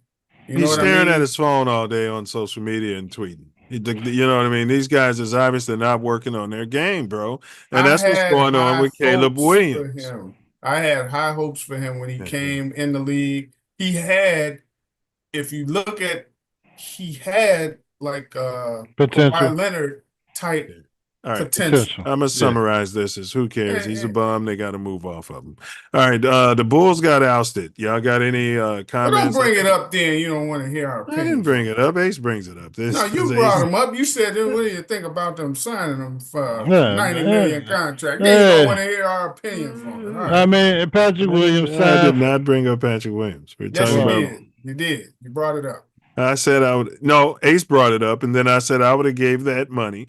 I said I would have offered that money to Bronny. Ace brought it up. This is Ace. You don't need to hit rewind. You said, "What do you guys think of the Bulls signing Patrick Williams to $90 million contract?" Hey, you brought that up. Okay. All right. Whatever. This is why you'd have been in the slow classes at William A. Trade. Everybody would have sat there and listened to you. They'd have been calling your parents. They'd have been calling your parents right now. They'd have been following you home at the school like, he can't live in the Hyde Park area. This kid's going to the projects. Probably people on the white bus that jumped you. Oh, they'd have followed you home. And they'd have said, we got to put a hearing aid in his ear if he's going to stay in the program. If not, he's got to go to Murray. Pookie Ray Murray, whatever the name of that damn school was. All right. Big ups everybody who went to Murray. It's a great school on the outskirts. Yeah. All right. Yeah, the words have come out that the Bulls were negotiating against themselves when they signed Patrick Williams. Shit. We're still talking about Patrick Williams. I mean, you just mentioned it. But yeah, he brought it up and then you don't want to talk about it. Unbelievable. You guys are great. They signed him to a 5-year, $90 million extension when he was a restricted free agent. When they could have just let him go out like and get flirted. Nobody would have paid him that much, man. What's wrong? Nobody. You're right. They could have stood him out there on Figueroa or watched it. They could have put him on O Block, right on the corner with could have got Patrick Williams between 5 to 10. He sit out there with D Wade. Big ups D Wade. All right, I don't care, man. I don't care. All right, but he's an albatross of a contract, just like Zach LaVine was, and we can't get rid of this damn guy because who the hell is going to take on a 4-year remaining of a $90 million contract of a straight up bum? Hey, and they're more fixated on Lonzo Ball than I am on Justin Fields. You know what I mean? I'm gonna say this. I'm moving off Justin Fields. I want to make this announcement. All right. And everybody keeps telling me to get over it. All right. So I'm not moving off of him. I'm over it too. I'm over it. Yeah. Our quarterback is the guy who paints his fingernails, wears halter tops, does Esquire interviews, and comes out nationally, internationally, and says how that season tore him down and how he lost his confidence and sat there in front of the local media lying, Diesel, and being disingenuous. Remember, I kept saying, Ace, this kid's either delusional or there's something wrong with him. He's lying. Lies to us. Yeah, you got to come out and tell us that he had no confidence in the coaching staff, what the hell was going on when they were changing coaches and coordinators, and he's just sitting there smiling with a finger up his bum, talking about, he's the Bears quarterback. And haven't lost confidence, and he said he was crying in his bed like a female cat, Ace, every night during that losing streak. I would have been. The way he cried in his mom's lap. Come on, Diesel. This is your guy. You wanted to move off Justin Fields. If he you wanted to move off Justin. This was Phil saying this. No, this was Caleb. This is Caleb saying this. Phil's never lost 10 straight games. If Caleb was saying this, then I mean, what do you want to like create more turmoil in the middle of the season or your rookie season? I mean, so you wait, and now that they're gone, then you can speak on it, I guess. I mean, you know. Yeah, and when Esquire comes out, which they only interview legends on a platform like that, you're going to sit on there and paint your nails and start talking about. He does that all the time. This ain't the first time, bro. He gives the big news stories to the national media, but he tells us a totally different story here locally. You don't have a problem with that? What if Justin was? Well, I've moved off. I mean, he's a Justin. rookie. This is rookie season. So if he's not, if he's 25 years old, the kid, he's still a rookie in the NFL, and if he's holding that information instead of bringing it up during the middle of the season, creating more turmoil than what was already going on. I mean, okay, so you wait until there's been changes and a lot of those people are gone, and they ask you questions on it. Then you mention it. But I mean, we already know he's kind of a weirdo already, bro. He's financing a solar company, a fashion line. He's out here running around. We've got a new playbook. We're losing games, bro. This guy needs to focus on football. But how do you know that he's not? You can still be focusing on football while you got other things. Bro, he had an interview where he said, "Yeah, the coach is talking to me about going all over this in my mind. You mean you weren't doing this? No, because in your mind you're going over your branding. In your mind you're going over all this ancillary stuff. In your mind you're planning out what color fingernail polish you're going to put on each finger. You hear that, and then that's what you assume. So if you went through the roster of all these other players." He never made excuses for Justin. I moved off Justin, but he's never made. Why? Because you didn't hear them bring up things off the field for him, right? Correct. So you don't know. Correct. Right. So because he was in the playbook. No, that doesn't mean no. That's not what that means. That just means you didn't know what he has going on. So he's a bear with no talent around him, right? So you can't just assume. Just because you didn't know, you can't just assume. You know, some of these players and stuff we see, and then you find out what type of other things they got going on outside of their profession. You're like, yeah, we don't care. Got this going on, you got that going on, but you don't know. Because if you did, and they weren't having a good season or something, you'd be like, well, that's because he's too involved in this or that. So, Go ahead, Ace, because I got a question for Diesel after you go. Go ahead. We don't give a damn what's going on in there. In their personal lives. They get paid to play football. Thank you. And then you can handle that, address all that in the off season, or even if you can't. He is in the off season. Then we get rid of it. You're talking about what he was doing when he was playing for the Chicago Bears last year when they won 5 games and went through a 9-10 game losing streak when he was the quarterback. I'm telling you why he didn't speak on it during the season. They're still saying he got to take reps on how to take a snap from under the center. Same stuff they told me Justin couldn't do, Ace. And now they got to spend a whole Justin can't do that at all, brother. Well, you'll never see him. They're saying this kid he's still shotgun until he. What were we saying, Ace? He just needs reps. Now they're saying he needs reps. Some more talent around him.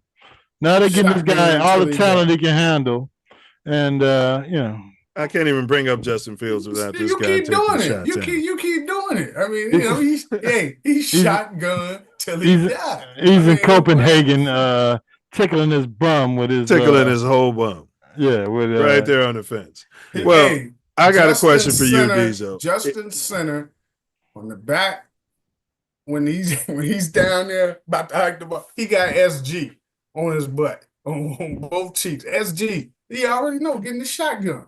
Because that's what he wants. He's not taking no snaps behind. Is Caleb Williams on the clock? That's my question for you. No. Yeah, he's on the clock for this year. Okay. He's on the clock. He got to show some good improvement. Some good improvement. He's generational. He's generational. Don't matter when you're generational. You got. And he's our quarterback. Peyton Manning rookie season sucked. He showed a bunch of improving that second season. Peyton Manning wasn't doing Esquire interviews. Peyton Manning wasn't in Copenhagen at the Peyton Manning was doing Peyton Manning was in the playbook. Are you kidding? He may have been in the playbook, but he had tons of things going on outside. Yes, he did. You just Tom Brady wasn't doing none of that. Tom Brady was in him just playbook. Stick a fork in it, man. You don't be Man, following Bill people like Belichick that. would not have tolerated any of that. You want to be quarterback or you want to wear halter tops and go out there and do that? It's your choice. You can quarterback you this don't follow team. people like that. Get out of here. Caleb is our quarterback. Of course he is. I mean, we've agreed to that. He's our quarterback. There's no moving off of that. All right. Well, we all agree. Is he on the clock, Ace? Absolutely not. All right. Well, we got Courtney Cronin, who convinced all you bring her up. We don't like her. She was a generational guy. She convinced all you guys to move off of Justin. I think she's undercover for the Packers or something. Well, she convinced all you guys to move off Justin, then got FGB. Yeah. She ain't convinced me of nothing because she wasn't here when I was saying get rid of Justin. You came on this show parroting her word for word. I don't care what it was word for word. That means she was watching me. Okay, right. I'm just saying. I've been here before she was parroted the talking this talk. I don't need her to get no information from. You parroted the Drop Dead Gorgeous. But here we go. Air quotes, fair use. This is on Cap Show.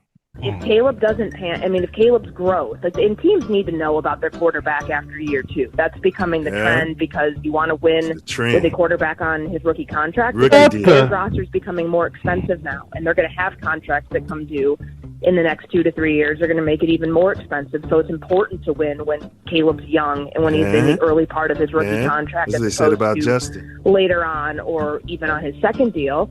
But we don't know yet. That's the big unknown because it feels right now like everything's going to be in place for their upgrades to pan out elsewhere around him. But will we actually see if Caleb can take all of that talent that's around him and maximize it? You won't know that right away. I think you'll get a feel for it, and just hearing some of the changes that they're implementing offensively. She working her magic when we're in mandatory minicamp, and then when the team comes back for training camp. But that's the key to all this. He's got to be able to, they did their part this offseason. Now it's on him. Air quote. This is analytical nonsense. Really. And she, along with Chris Canty, oh my God, man. They just both, they to me, how they pick her to cover the Bears for ESPN is beyond me. Because if you watch her, listen to her, she's like low-key a Bears hater. Is what I gather from her. She's a low-key Bears hater anyway, right? Mm-hmm. Regardless of who the quarterback was. She's just a low-key Bears hater. Chris Canty, he's right in the same line that she is. If she take a day off, he's like, don't worry, I'll sub. I got you. So, yeah. Absolutely. I'm not. We all know. He needs to. Watch how the Bears special team head coach deals with our local media. He's the only one with Bears coaching experience. Mm-hmm. And he ain't playing with them, bro, because he saw, because all them, Eberflus and all them was his friends. He saw and he see the same thing they're doing now, asking those setup questions to Ben Johnson, asking those setup questions to him, so later they can get those clickbait takes, bro. Yeah. How successful do you think this team should be? You know what I mean? So then later they can ask you, but you said we're gonna win 10 games. We're going to the playoffs. We're gonna win the Super Bowl. Ain't the draft on Thursday, right? Yeah. This Thursday coming up? Yeah. Mm-hmm. Hey, you should so the first round is on Thursday, right? Yeah. And the second round on Friday? Yeah. Second and third round, I think, are on Friday. Okay. Damn, because I wish you had a show coming before we hear all of these people. Be live while they doing it. Yeah, before we hear all of their analysis and everything, where we give our own opinions of who they picked and so forth. You know what I mean? Yeah, of course we can't do the full draft until it's all over. Yeah, well, we could do it. We could do it second live. And third round. We could do it live, the 1 through 10, probably. You know what I mean? Through the Bears, 1 through 10. We do it live. You know what I mean? As they drafted them. Well, I'd love to get their first 3 picks. So if they do the first round on Thursday. Oh, I see what you're saying. Friday they get the second and third round. Yeah. And then we could do something. Because we got 2 second round picks, I think. Yeah. Yeah. 39 and 41. I think we might end up trading one to get. I don't know if we trying to move up or moving back. No. But if Gentry, he ain't gonna be there. He's gonna be gone. Yeah. And same with that tight end. I think Warren, he's gonna be gone. Well, we'll see. We'll see. And if they're getting a tight end, that says a lot about what we've all been saying about Komet. Yeah, $12 million. Cut him. No, to me, Komet's he doesn't get open enough for somebody who's supposed to have his talent. He's right though. And he's not that good of a blocker. We know that. And that's effort. Exactly. Yeah. Exactly. And they probably seeing this. Of course they see it. They like, wait a minute, this dude.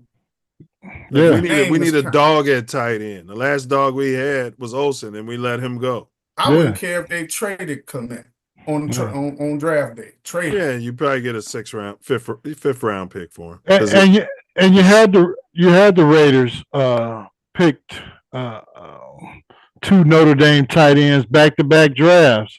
The first one was okay. The second one they brought in Brock or whatever the hell his name is.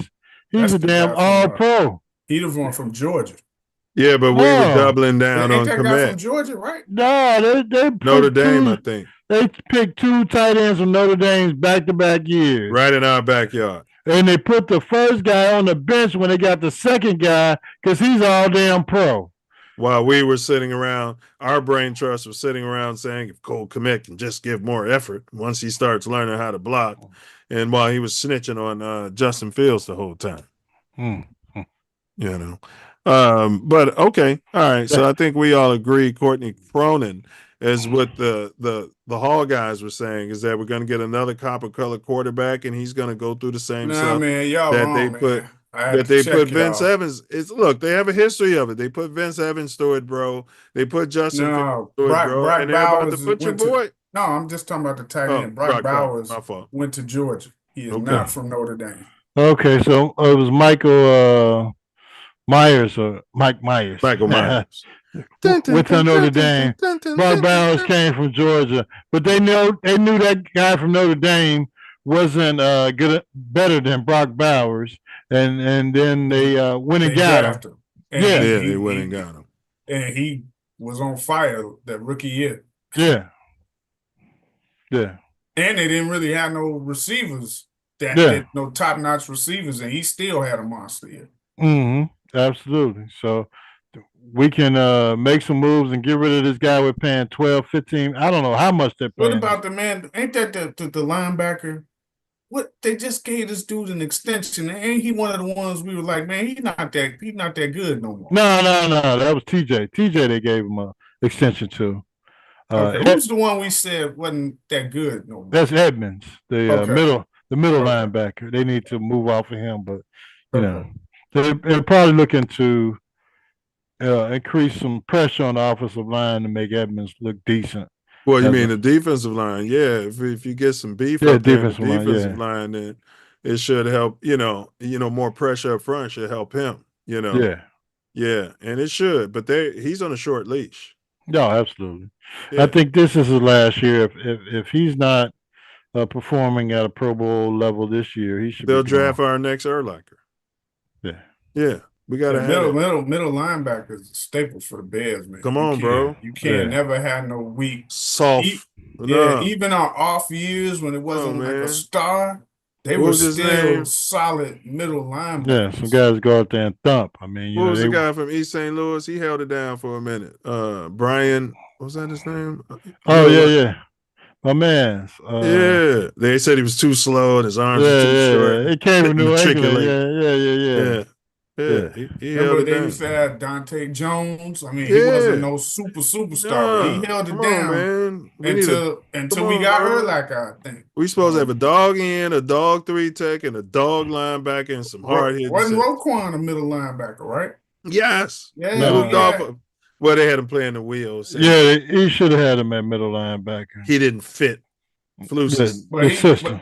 But he a middle with Baltimore, right? Yeah, but he wasn't good for the culture. You know, we drafted him, but he just couldn't. You know.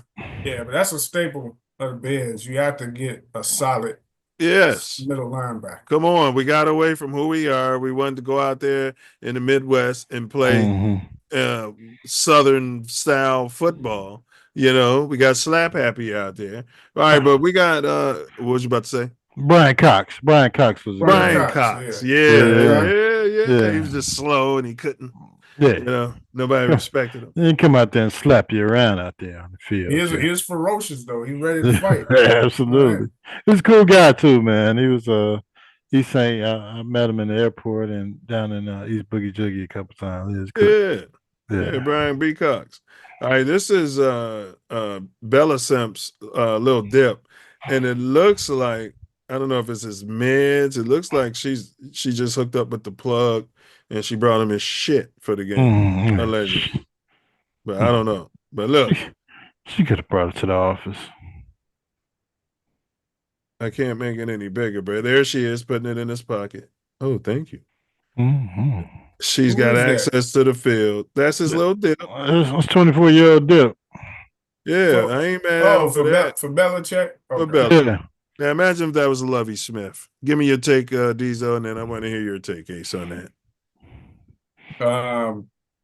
It go back to that stuff we were talking about, had nothing to do with football.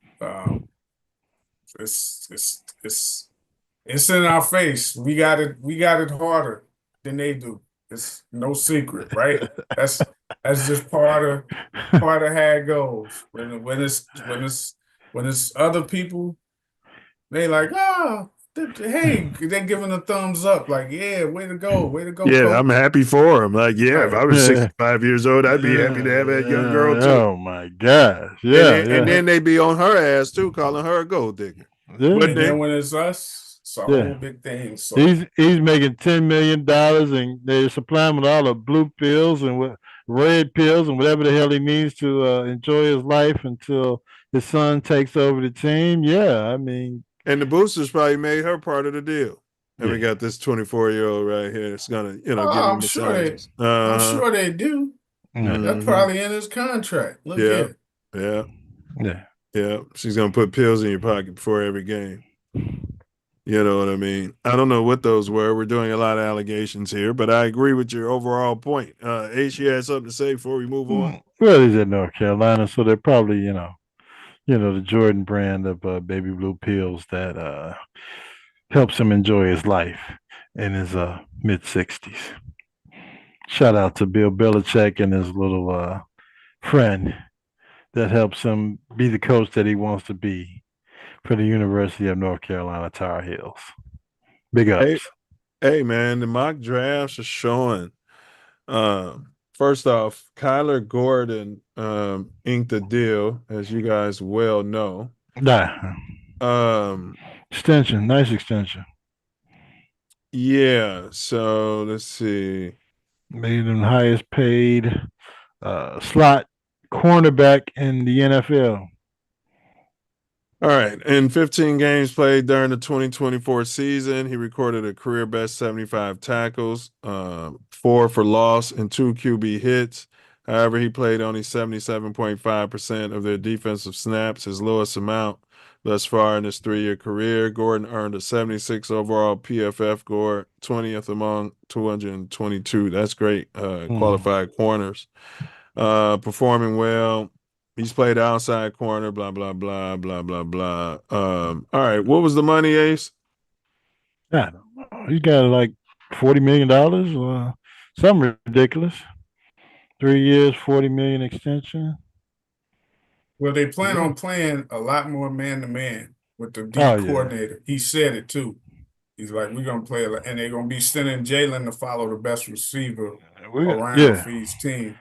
We're going to put some damn pressure on the damn quarterback instead of sitting there watching him, go through his 4th, 5th read, and then we'll send some pressure from the linebackers, after the quarterback counts to 15. Yeah, come on, man. Yeah, he got 31.25 guaranteed, 3-year extension worth $40 million. He's 25 years old, and he's a Poles guy. He's one of these guys, you say, yeah, it worked out, but he's one of these guys, if we was drafting for the trenches, we could be adding these players now at a lot cheaper money and winning on their poor and stupid rookie deals. But you guys wanted to just move off Justin because you didn't like him. Yeah. I like Justin. Him up again, didn't you? I mean, I'm over it. I'm just bringing it It's up. hard. It's hard, bro. It's making a point. Tearing you apart. All right. I'm not trying to distract y'all. But all right, Gordon signed this deal. You guys good with that? Yeah. Slightly overpriced, but all right, that's cool. That's cool. We can live with it. I mean, yeah, we'll keep him for another 4 years, and if he gets broke up and hurt in the next 4 years, I'm sure there's a way to get out of the contract, probably last year or the second to last year. But yeah, we'll see what they do with Brisker. But I'm cool with this deal, absolutely. But there's rumor that how this draft is panning out, the most recent mocks. Some of these guys might be falling to the Bears, bro. That's what I'm saying. You could probably move up to like 7, 6, give up one of these second round picks and move up and get you a dog. And this is, and all right, so so them re-signing Gordon means they have no interest in cornerbacks. No, my man, Hunter. You know what I mean? Because Hunter could be our third receiver. Oh, he could be our third receiver. He's gonna be gone. He'll be gone. Yeah, bro. That's foreign language. You're not getting 1, 2, or 3. They'd have to give up way too much to move up to get in the top 5. You're gonna have to give up another first round pick, something like that.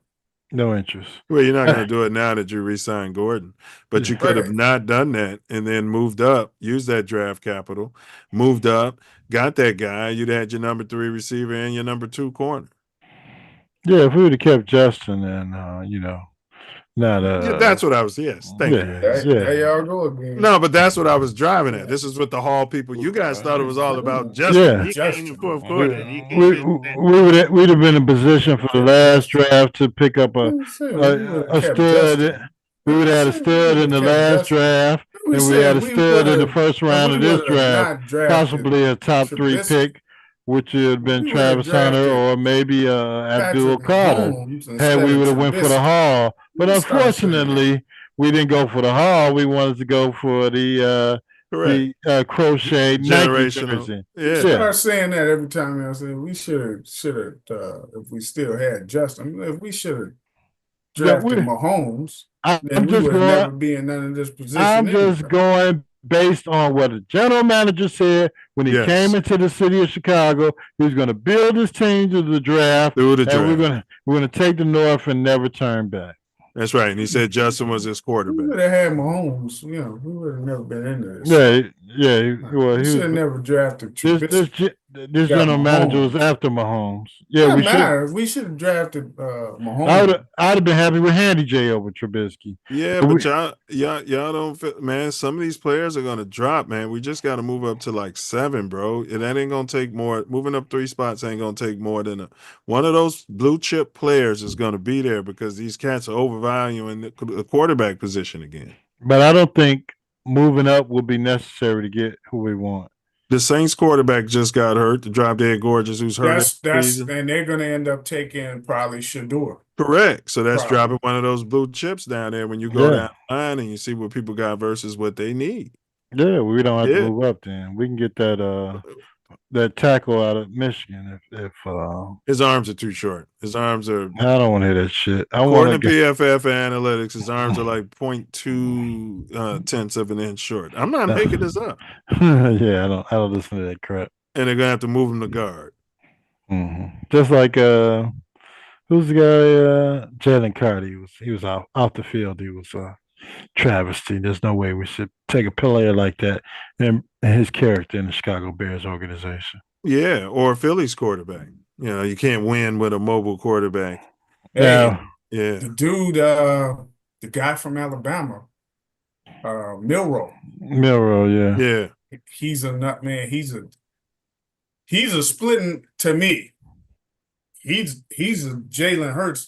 But he's a better runner. Yeah, we can get him in the 5th round, and well, I ain't even talking about the Bears. I'm saying anybody that needs a QB. I'm talking about the Bears. No, I'm not talking about the Bears. Yeah, we need some competition in there. I don't know why you guys are always protecting the generational. Well, I mean, when you go talk to your organization, why the hell they sign? Who did they sign for a 2-year deal as a backup? I don't know. He's a veteran. Yeah, but You already got Bilbo, right? Bilbo, listen. Bilbo's looking out for Bilbo. Okay, Bilbo's probably pushing he's still juice. under contract. He's juicing allegedly. Yeah, he's still under contract. So he's a legit backup. He's not a veteran. He hasn't played a lot of games. That hasn't been through wars. He's on a 1-year unrestricted free agent rookie contract. We can get rid of that son of a bitch anytime we want to. Here's my point. Who was our veteran? Who was our veteran last year? Get rid of the draft year gorgeous. We didn't have one, and that was Ace's biggest issue. That's what Ace said that. But what you need him for now? That this quarterback can learn how to be a man. So that he can realize it's not appropriate to be sitting there painting your fingernails when the offensive coordinator is up there designing plays. Who's the quarterback that we signed? Some 36-year-old that used to play for the Minnesota Vikings. I don't know. I have Karen look it up. It almost reminded me of Chase Daniels, but I know that ain't him. I hope it's not him. No, because I think he'd do all of them damn critiques on quarterbacks now. Yeah. Well, this guy will be doing it after next year. They're putting him in the system. Chicago Bears signed Case Keenum. Yeah. To a 1-year contract. Yeah, 1 year.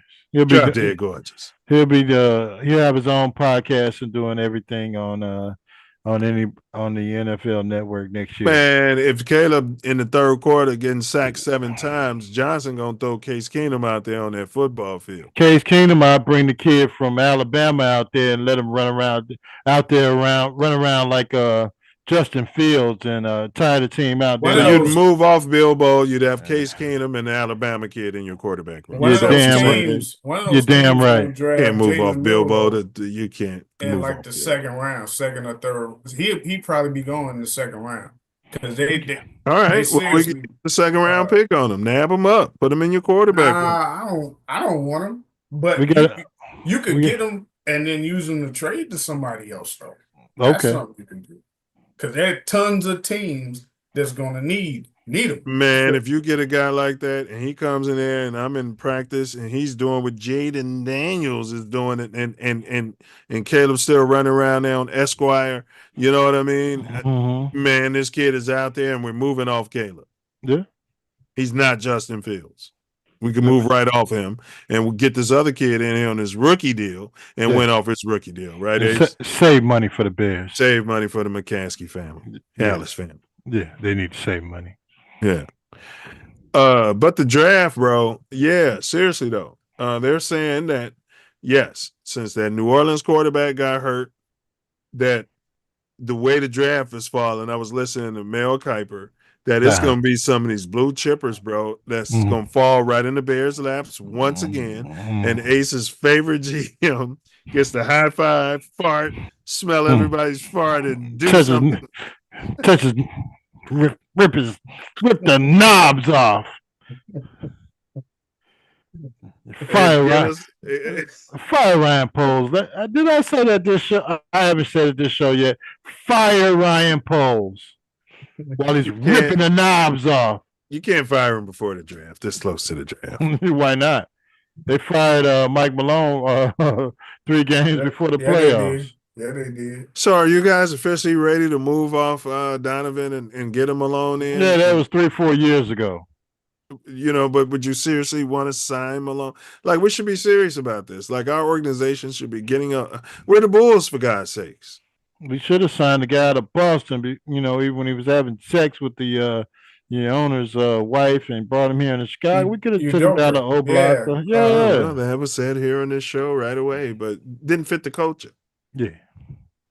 Yeah, none of us are fans of this ain't nothing but another what was my name? The dude who used to coach the damn Phoenix.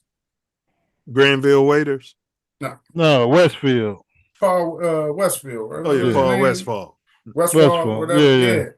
Yeah. The same guy who tell him, hey, man, no, fast break layup for the other team, and he goes to foul him. Don't do that. He's like, huh? I said, no, let him make it. We like to keep the pace going. Yeah, keep the pace going. Play no defense. Told that to Jim Jackson. Jim Jackson was playing for him. They'd rather have you not foul and stop the flow with the free throws and all that. Yep. The only problem with something like that is exactly what the Bulls' problem is. They have no defense. No. They can score points, but if you get in a game where a team or your shots ain't falling and the team is playing a little defense, you got nothing to fall back on because you cannot stop anybody. Not trying to stop anybody. Was our veteran from the Lakers hurt again? What's the guard's name? He's from some shithole country. Vukovic? Do we still have him? He played. Yeah. He's a center, but that's all he is. No, not the center, the guard. There was a guard that shooting guard, and he was defensive player with the Lakers, and then the Bulls got him. You talking about what's his name? You know, I'm talking about the little he's a Spaniard or something. He's a little Spaniard. Lonzo Ball around there hacking. No, he's thinking about the one that came from the Heat. Yeah. He came from the Heat. No, I think Gordon. What was his name? Always hurt. He wasn't on the playoff roster. I think he out there. He ain't in the league. Gordon Gartron, I think that was his name. He used to smoke cigarettes in the locker room. Gordon Gartron. Yeah, the Gordon Gartrell shirt on. Yeah, playing for the Bulls. Yeah. Gordon Gartrell. This is the type of guys we bring in. Billy Donovan need to be gone, man. Yeah, and the whole front office stuff. Yeah, he need to be gone. They defense. They had no defense. You got no defense when they've been making like Patrick Williams is their best defender. Oh my God! And Tyler Hero comes out and rams 38 points up your bum when you know that's the only player they got on offense for a damn playing game. Did y'all see the Lakers get bum molested against Minnesota? Blast. Bum molested.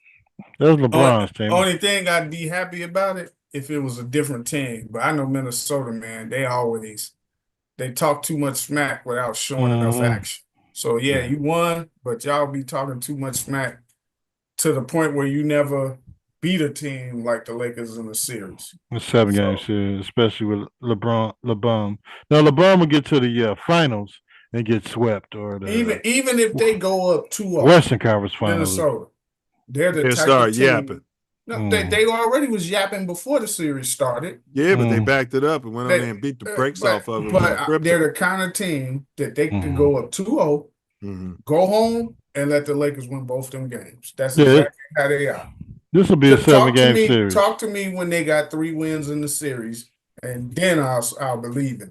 But as long as they got 1 or 2, I don't believe in them. I've seen they show before. This series will be NBA entertainment. Yeah, let's go 6-7 games. Beat the Grizzlies today. They beat them by like 50. Oh, that's absolutely ridiculous. Yeah. Beat them by like 50.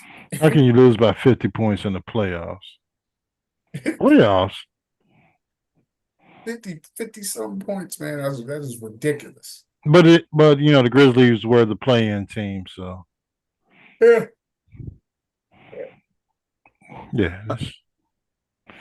I don't know about this playoff scheduling and this playoff 10, 9, 8 crap that they're coming up with every year, but it's and that's what I was asking you guys last week with the Bulls game. I was like, well, wait a minute, don't if you lose, you get to play one more game. Everybody except the 10th seed gets to play another game, even if you lose that first game. The 9 and the 10, the Bulls were the 9. the 7 and the 8. I mean the 7 and the 8 would have gotten 8. They get to lose. Chance. Yeah, that's what right. It is. The 7 and the 8 get to play again. Right. The 9-10 don't. No, they got to win all out. Yeah, so that's what I was saying. I thought that was the Bull. I was like, wait a minute. Well, if they lose, they get another game. I was like, nope. That's what I'm saying. And that's why when you was like, they made the playoffs, that's why I was like, play in. Because now they're eliminated from the playoffs. Do you know what I mean? It was just a play in. So we're patting ourselves on the back for not making the playoffs. I don't like that one game. I don't like. I think it should be. I think it should be like, you remember how baseball just did it? Remember the playoffs? They were having that single game, and then they went to 2 out of 3 for the wild card teams. It's an 82-game season, bro. Like, if that ain't decided who makes the playoffs, why are we playing 82 games? Oh, they're all on bed rest now. Yeah. So I think it should be like a 2-game series for each of those bubble teams. And let's say the first game goes to this team and the other team wins the second game, then you go by point differential for both of those games. Yeah, If it was like a tie, so you don't have to play a third game. And then you would move on to something. How about we just go back? How about we just go back to the old format where the top 8 teams make it? How about that? And the 9 and 10. God bless you. Go out there and get you some they rest. did this because teams was doing too much. It wasn't competitive enough with these new Jack Minds. They weren't tanking. playing. Yeah. So they were like, well, we got to do something to make it where they got to play. So that's why you see these teams playing for position all the way to the last game because nobody wants to be in the play-in. You've devalued the regular season games. So now they could be like, we can do on bed rest and then we can just go to the play-in. And no, those last games used to matter when they mattered for those teams fighting for that AFC. Either it mattered for you or it didn't. You know what I'm saying? Even the Bulls were resting before the play-in game. Resting those bums that they got on the team. Because they had already solidified the ninth spot. For one more game. I remember Ace was like the Bulls clinched. No, they didn't clinch shit. the ESPN ran the thing, Bulls clinch play-in. What are y'all talking about? Participation trophy, yeah. All right, so we got the playoffs right here, man. There's some games going on. Today is 4/20. So there we go. The Heat's playing right now. Cavs up 1 point in the first quarter. Got the Warriors coming on a little later. No, watch that game. All right, the Thunder beat the brakes off the Grizzlies. Anybody see that or got any commentary? Yeah, they beat them by 50. I seen it. It was NBA record. It was a disaster.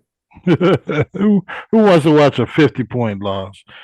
Well, this team's worn out because they had to play a meaningless play-in game. When they could have been resting their players, to Ace's point, knowing that they already solidified the playoffs, so they were out.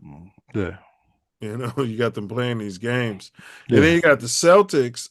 They beat the Magic. I don't think anybody here is surprised by that. No, not at all. No, Magic don't have enough scoring. They can't, man, they had open shots. They ain't hitting them. Knicks came back against the shots, making them. Knicks came back against the Pistons, bro, who rebuilt their team. Our Bulls still struggle and got, people who allegedly sexually assaulted minors. Because you got a coach there that can do something with talent. Oh boy is a good coach. The Bulls have a Hall of Fame college coach. Hall of Fame college coach. He's Hall of Famer. Yeah. All right, the Nuggets though and Clippers. You got good basketball. Yeah. OT. Well, Kawhi Leonard's going to be somebody on the Clippers. Knock on wood. It's going to get a playoff-ending injury here anytime soon. It's the history of the. Oh yeah, one of them, Harden or Kawhi. Yeah, this goes back before. What was the point guard's name? He was on the banana boat where they put bananas up each other's bum. Allegedly. The little guard, he used to play for the expansion team, and then he's on who's he? The little guard, man, little point guard. Mark Jackson. Is he still in the league? Yeah, he's part of LeBron's the banana boat. Him, D Wade. They had made a trade for him somewhere, and I think the league said, no, you can't do it because you guys. Chris Paul. Chris Paul. Yeah, he's part of the banana boat where they put the bananas up each other's bums. Chris Paul's on the Clippers now? No. He was, and he always got hurt. He was on the Yeah. Clippers, and he always got hurt was. during the He playoff was. time. Yeah. And even before him, the Clippers have a curse, bro. That's what I'm telling you, bro. You can't get caught up in this. Okay. You can't. Well, they lost in overtime yesterday, so they play competitively. We'll see what happens once they make it back home. They fell apart at the end, but the Nuggets got that championship DNA, and they got a new coach. They made a move, and look at that, they got it done. They got the MVP. No, that was barely. They barely got that done. Don't act like they won that game. We're not playing horseshoes, bro. It went to overtime. This ain't pickleball. And it took your boy Kawhi Leonard turning that ball over in the clutch. So to get him. I'm not believing in the Nuggets. No, they're not going to the finals. No. You're not counting on Westbrook? Westbrook heck shot that no. three at the end of the game, bro. Hey, look. And got a steal. Said he knew I to play because he love played for his the Clippers. motor. I love his effort. But he is guaranteed two things. If you are in the construction, he is going to give you the bricks that you need to finish making that house. Come on, bro. And he is going to turn that ball over at an enormous high rate. Bro. He's a Hall of Famer. I'd take Westbrook in his prime over LeBron James. He's a college if I was Hall of GM. Famer. He's a college Hall of Famer, absolutely. Yeah. No. So say what you want. I'd rather have Westbrook in my locker room than LeBrick. No, I wouldn't. No. In my locker room, leader in men. Josh Giddey, you'd rather have yeah, you'd rather have our Giddey. I love his motor, and that he keeps playing. But he has that motor and he keeps playing like a crazy man because he knows he's gonna turn that ball over and he's gonna make a house. He's out of position. No one should have ever in their right mind made this guy a point guard. So small forward. Yeah, a 3, a 2, a 2. You know what I mean? He'd have been my 2, bro.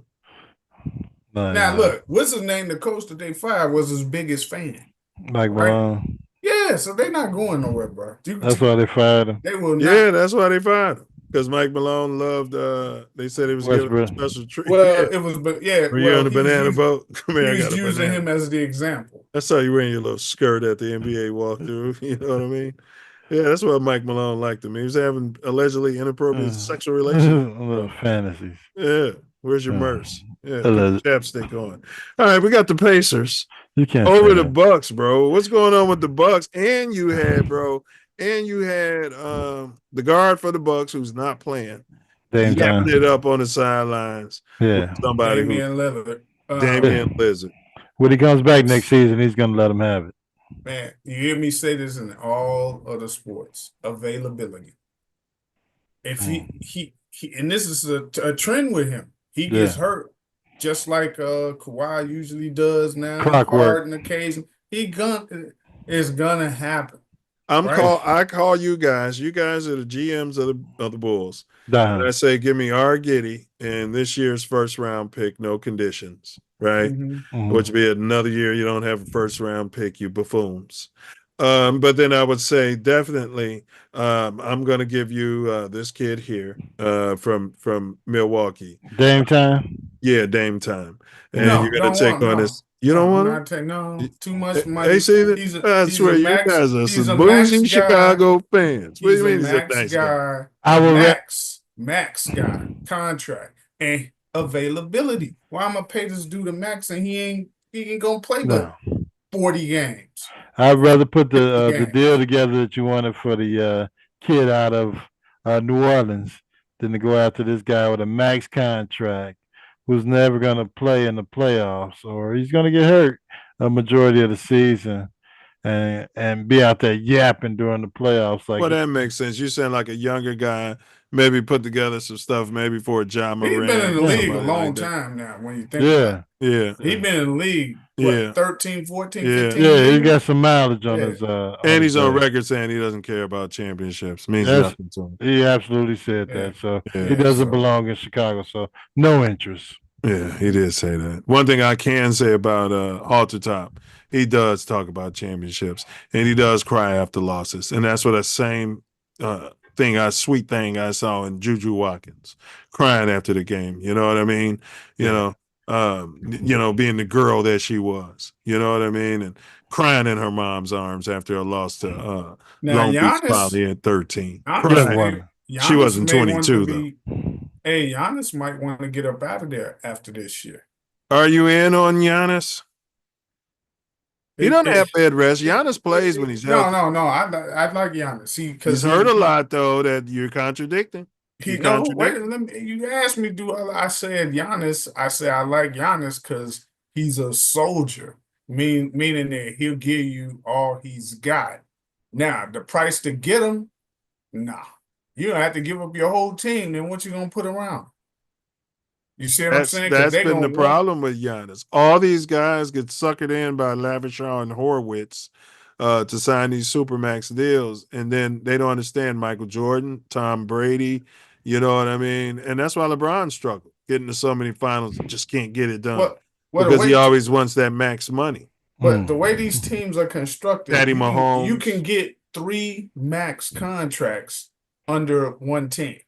That's pretty much how, with the cap in the NBA, you can get. If I was tampons, I'd do a supermax contract and have all these guys. I'd have guys like Levine, all the guys who didn't make it, who were just bloody tampons. I'd have all the supermax. But if you got walking around their little skirts on, yeah, you could do it. If you got good role players, you really only need say it 2. and do it. But yeah, that's what that. Yeah, Giannis, I don't know. It'll cost too much to. You have to get one guy as when he's just a free agent, right? Instead of trading for him, just sign him as a free agent. We'll trade Patrick Williams for him. Patrick Williams and oh boy, Josh Giddey. They're gonna say I brought Patrick Williams up. All right, y'all. I want to ask y'all this. Yeah, you did. You brought him up. I'm going to ask y'all this. What do you think about his $90 million? Drop Dead Gorgeous, Tommy Tamper Terrific. Damn. And we got a video to run. I'll run it. This gives it some context for y'all. Fair use. And I want to see how y'all feel about this. Because as a Bears fan, I feel some type of way. And this actually made me want to support Hottopics more.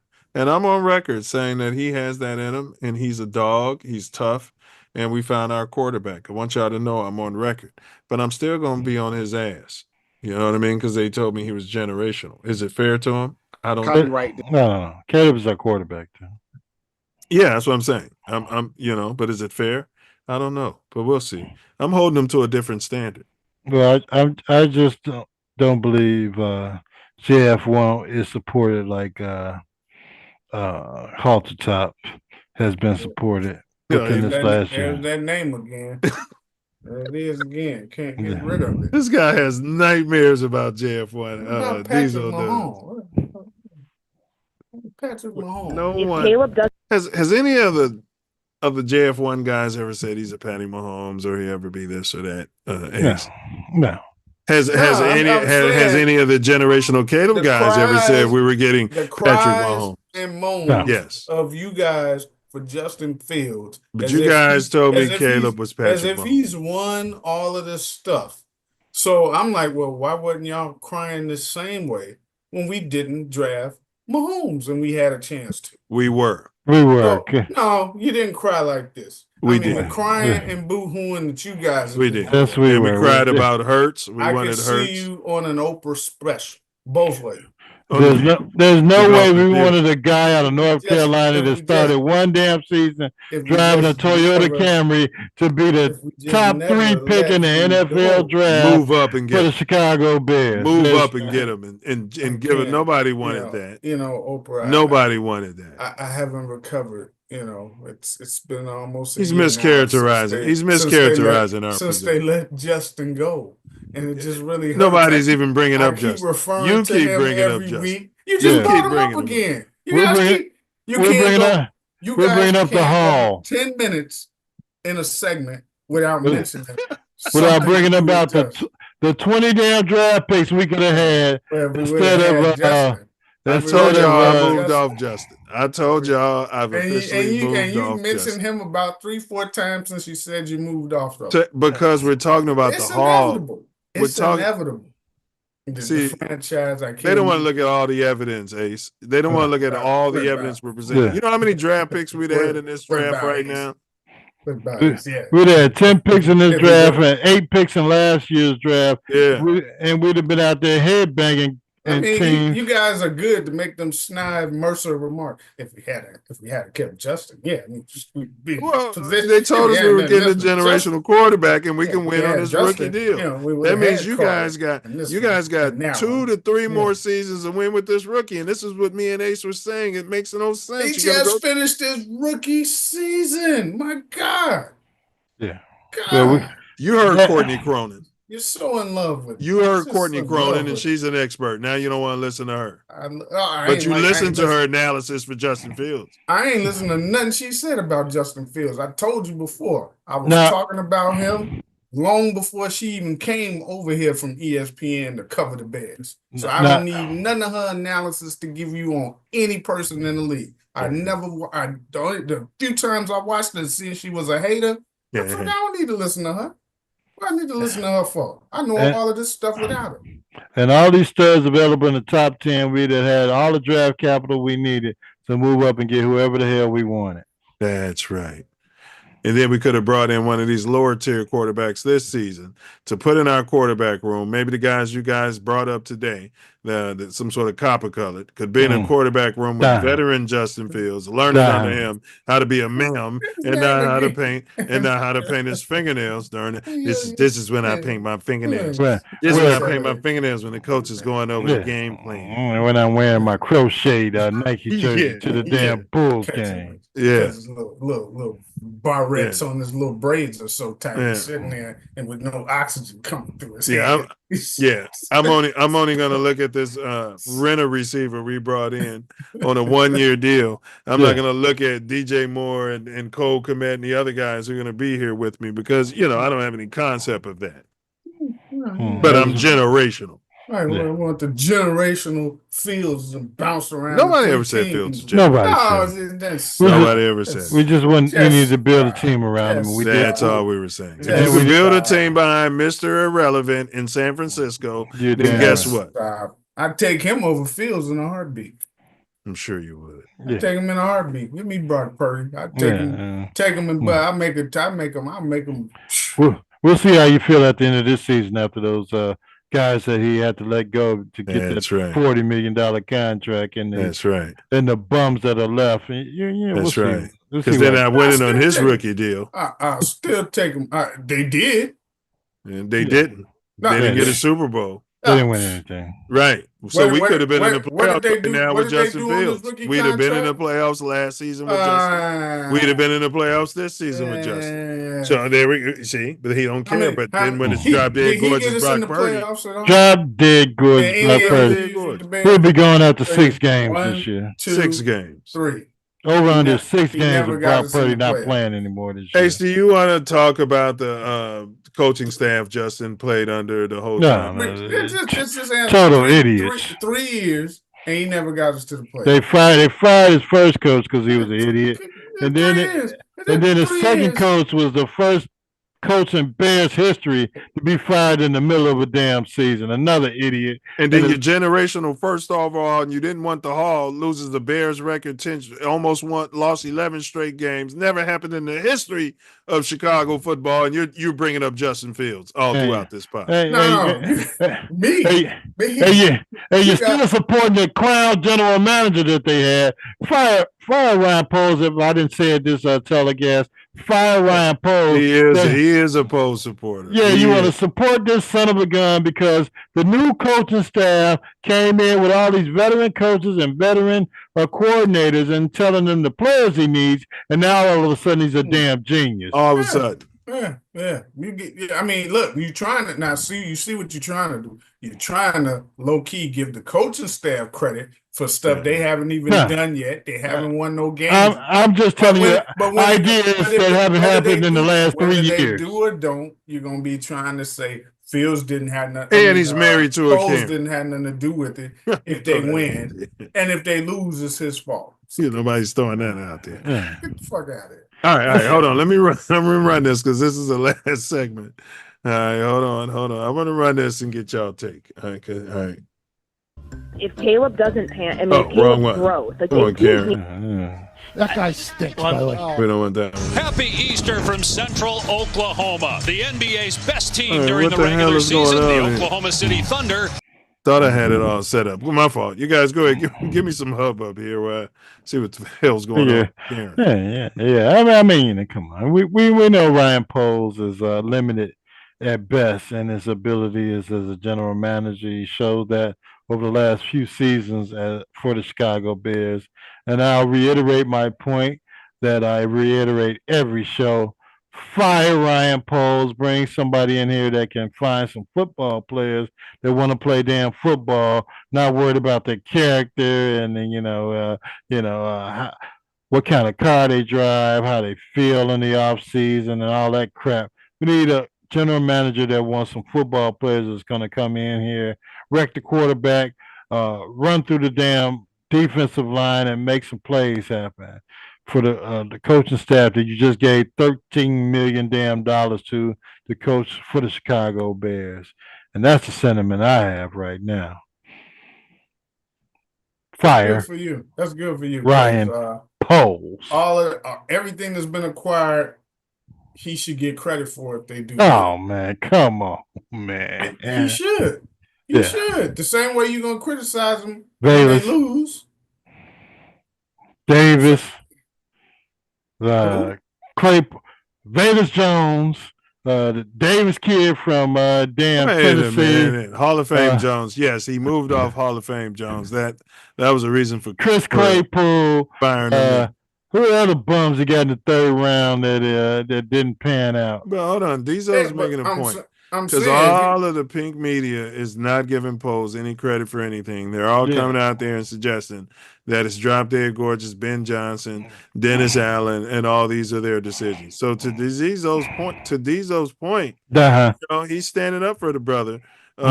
Because you can't blame him for all of the bad moves, and then when Pookie Poles starts doing stuff right, you're giving all the credit to the pink coaches. But where were all these decisions in the last few years when he was by himself before all these coaches came in? Is my question. You're gonna swing and miss sometimes. Remember, all the time. I said sometimes. He did what a lot of these coaches usually do. He started going to the people that he's worked with and brought them in first, right? His teams have missed the over/under every season. Are you okay? And if they don't work out, right? Okay, well, if you get fortunate enough to get another chance, you can't make the same mistake twice. So we come out there, we win 7 games this season. Are you firing Poles then, Diesel, or are you guys having you're rubbing your fence on the bum on the fence? If everybody's pretty much healthy and there were no major injuries, we only won 7 games. Then he would probably have to go.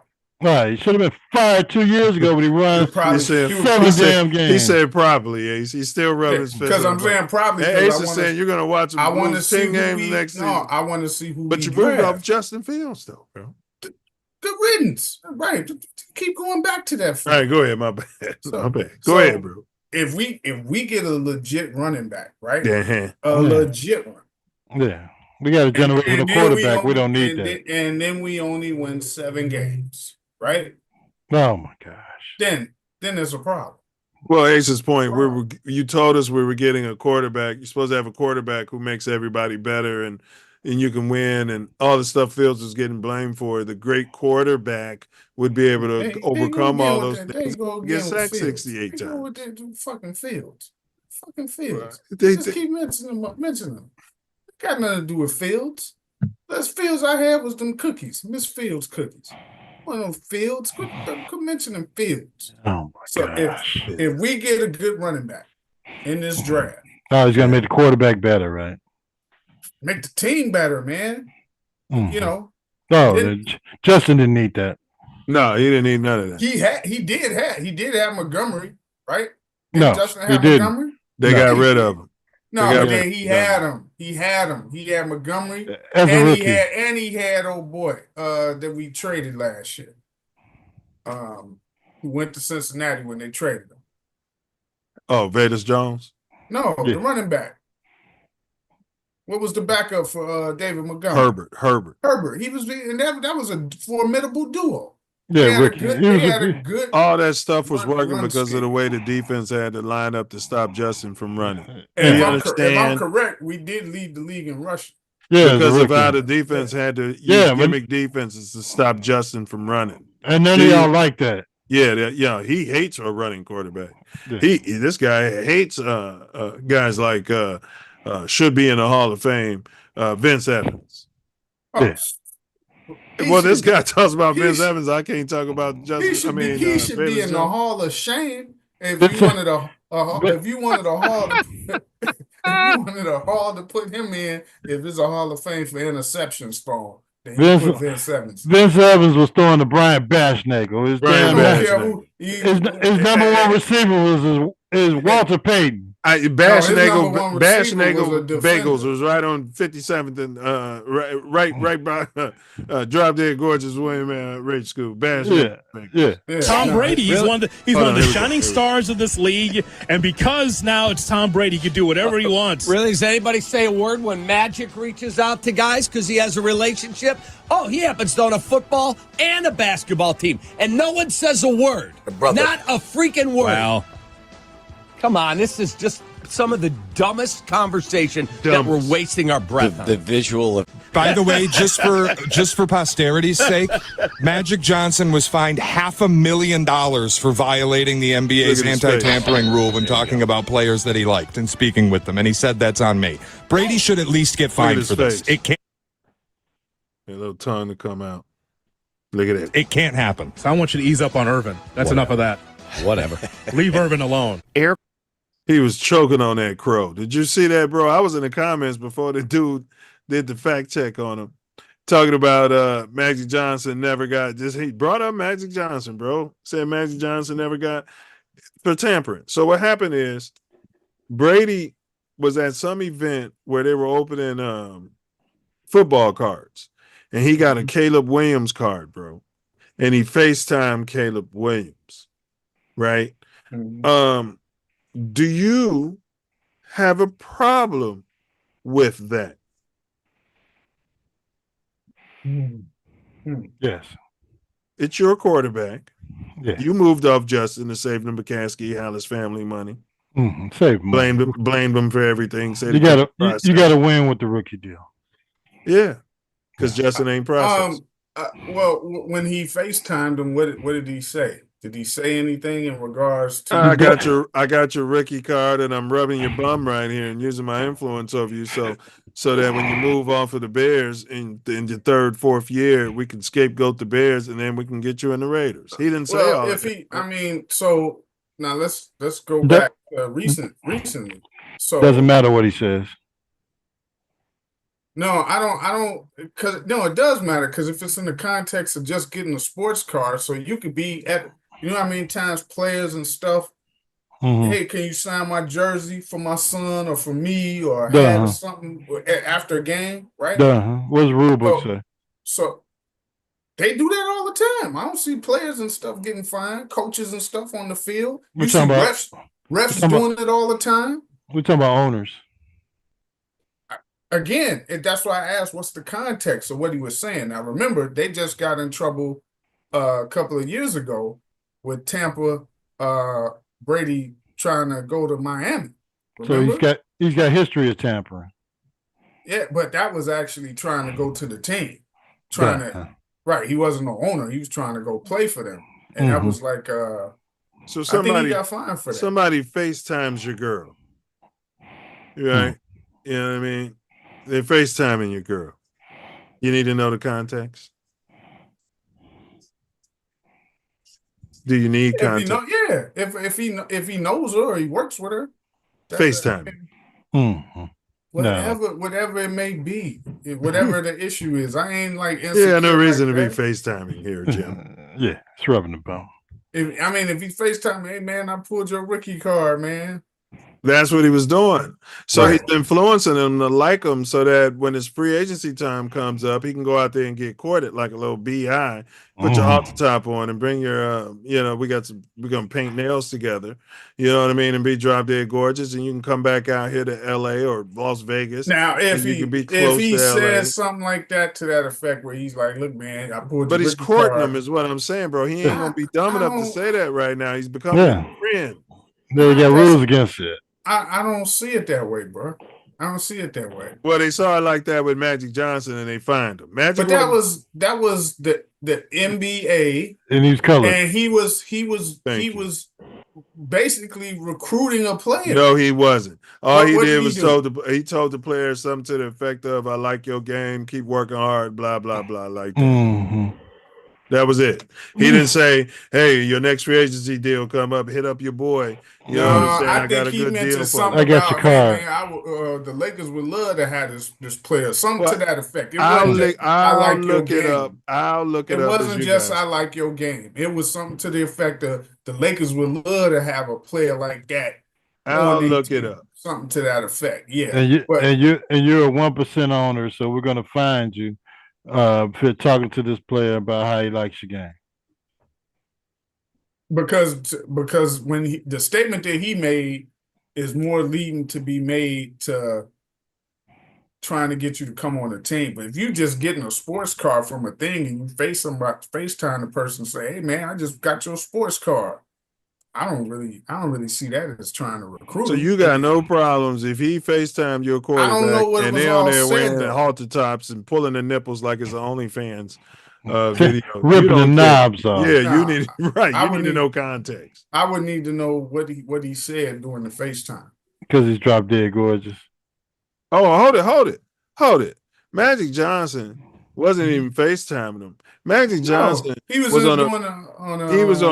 on Jimmy Kimmel Live. Mm-hmm. Right? Yeah. And it was a comment about Paul George and his praise for Giannis Antetokounmpo in an ESPN interview led to the Lakers being fined for tampering. In both cases, the comments were considered impermissible under NBA rules because they involve players under contract with other teams. Is our generational quarterback under contract with the Chicago Bears? Absolutely. And if the Bears don't pursue it, then damn it, as a fan, I'll pursue it against the damn. You want to go do investigative services, you pull up the damn interview and play it. Pull it up and play what he said. Instead of trying to read through the lines, I want to hear what he said. It doesn't matter. There's no business contact. No, it doesn't matter. Our quarterback. And you guys is quarter law. That's the court of law for. I'm talking about the NFL's rules and NFL court of tampering. This is the self-love court of law. No, right? It's the NFL's court of law. You guys are a slanted jury, judges and juries in your court. Okay. I'll pull it up. But the rules of legal tampering mostly surround communication with players. The league has outlined that teams can only speak with agents and not directly with players. As a result, players also cannot visit a team's facility. Of course, the most significant rule is that contracts can't be signed during this time. That's NFL tampering rules. Right. And I think that when Brady and when he was with Tampa and he was trying to go to Miami, it was being done. I don't even know if the season was over yet. And they were doing like this type of underhanded talk about coming to that team before the season was over. I think the Dolphins got fined for that. Matter of fact, and the coach. They lost a draft pick, man. Every first rounder. Yeah. We're talking about our quarterback in the drop dead gorgeous owner of the Raiders. So yeah, it's tampering. No, I mean, first of all, we talking about basketball rules. I want to know the NFL rules. We just said the NFL rules. Yeah, we just said it. He cannot talk to a player of another team. Yeah, just said it. Yeah, I want to hear what and he's FaceTiming him. Yeah, I want to hear what he said, though. Yeah, I mean, what are they doing on FaceTime? You're in the shower? Well, see, here's the crazy part. So he does broadcast for Fox, right? Why does he have his number? Why is he talking to our quarterback, bro? No, listen, hold on. They can interview players for other teams. They do it all the time when they interview them. So that's why he was getting in trouble. That's why he's not invited. Tom Brady, good point. The league caught up with that. And so he can't even do his job effectively. Drop dead gorgeous, getting paid all that money as an analyst. He can't go like before the things and do his research and go to Hallis Hall and talk to everybody. He can't do any of that. Well, then they need to have him rescind his ownership. If that's the case, he's drop dead gorgeous. He's drop damn gorgeous. Yeah. There's no way he's going to rescind his ownership. He's Tom Brady. Yeah. Well, then they shouldn't have a problem with it. If you ain't gonna make him rescind his damn ownership, but I do, then it shouldn't be a damn problem. I don't need him talking to my quarterback. He gotta do these games, and they want to talk to the player. Hey, I spoke with so and so during the week in regards. You know how every single game that's covered every week in the NFL, you'll hear those announcers say, "Hey, I was talking to this player this week, And he was telling me that this is this, or hey, my injury's healing up, and we're gonna try to do. So he can't even have these conversations. That's correct, because those guys aren't owners. He's an owner. Yeah. So to me, then they need to rescind his ownership. Conflict of interest. So you have a problem with it. If that's what the NFL is saying. Now they all the way to the knees. We had hot pants on. They was hot. Oh boy. Is it a total different thing? When you have to fire somebody, it does. As a point guard, I do the same thing leading my company. I like to work around great people. You work well with the owner of the team, Jeannie Buss, who hired you for this job. Sometimes platform. We're going to be successful again. We're going to win again. What constitutes tampering? Like if you're on vacation and you run into things you have to know, you can't do an interview and say you want the specific player. That's right. And did you have to learn? Yeah, I had to go to school. I had to go to CBA school, salary cap school, and tampering school. For real? Yeah, you can't tamper with somebody else's player. You can't, I had to learn this new CBA that we have. And what constitutes tampering? Like if you're on vacation and you run into Paul George, are you not allowed to speak to him? No, we're going to say hi because we know each other. I see. You just can't say, hey, I want you to come to the Lakers, even though I'm going to be winking like, you know what that means, right?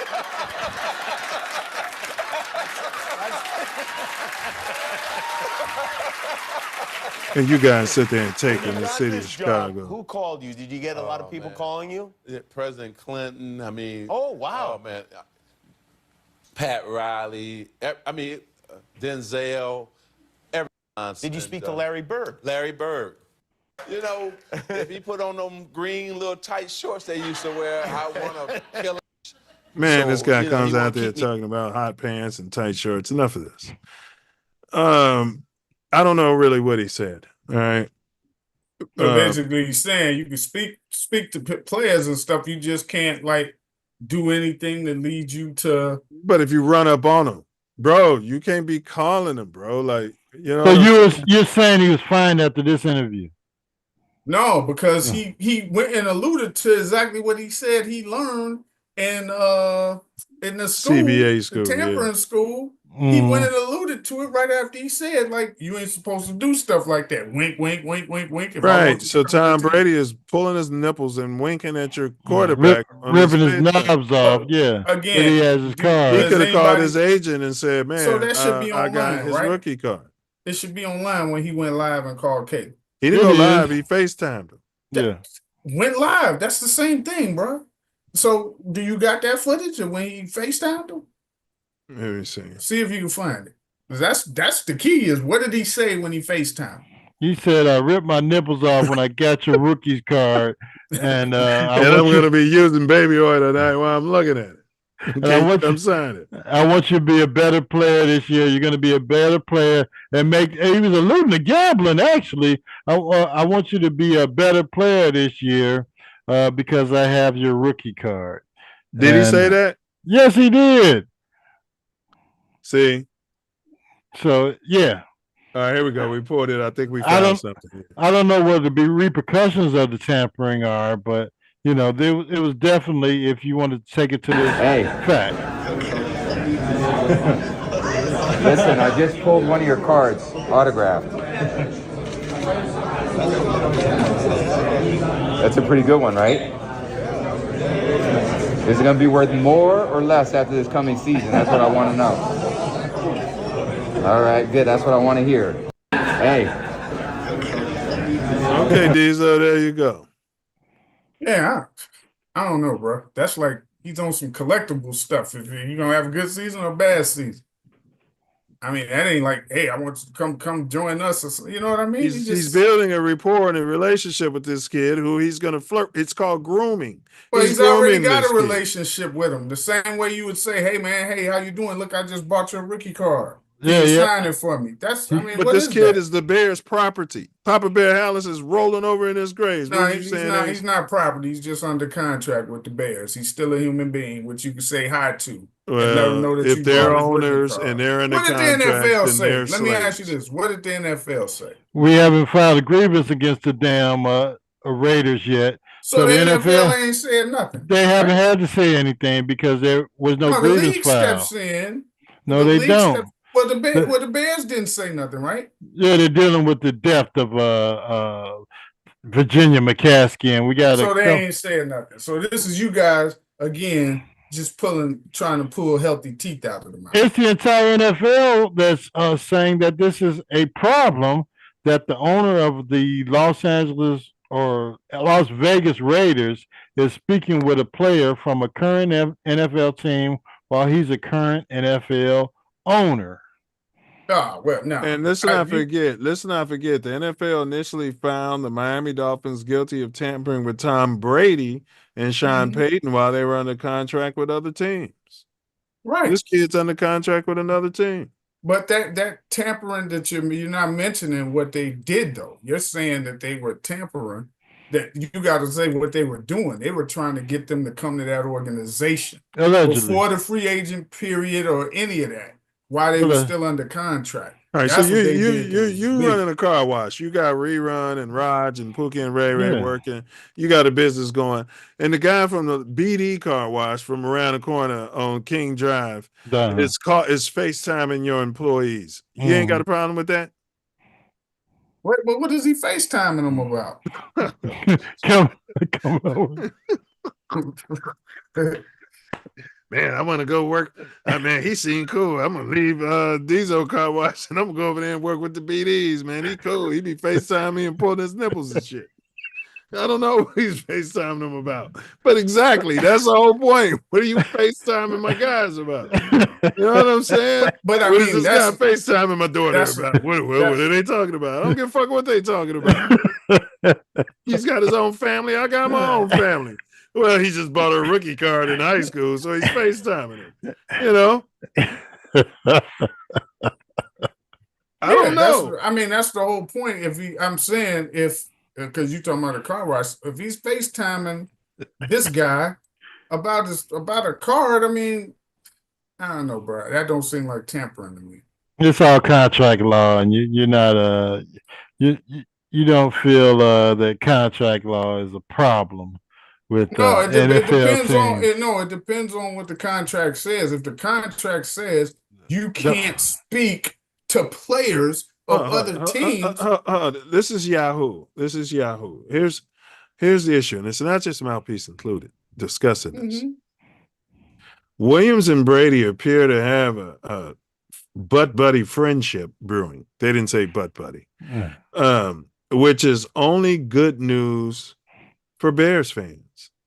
If the Bears' second-year quarterback can get some advice here and there from one of the greatest of all time, how can we complain?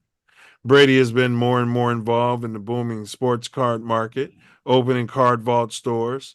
Williams was all smiles on the call, looking to have a great Friday. So, Williams is a businessman. He's got his branding. What if he's saying, man, I'm chasing Brady and I can come be, his little mentor, and I can come to, he's so cool. I'm going to the Raiders next. I already know where I'm going. Like, bro, you got no problem with that?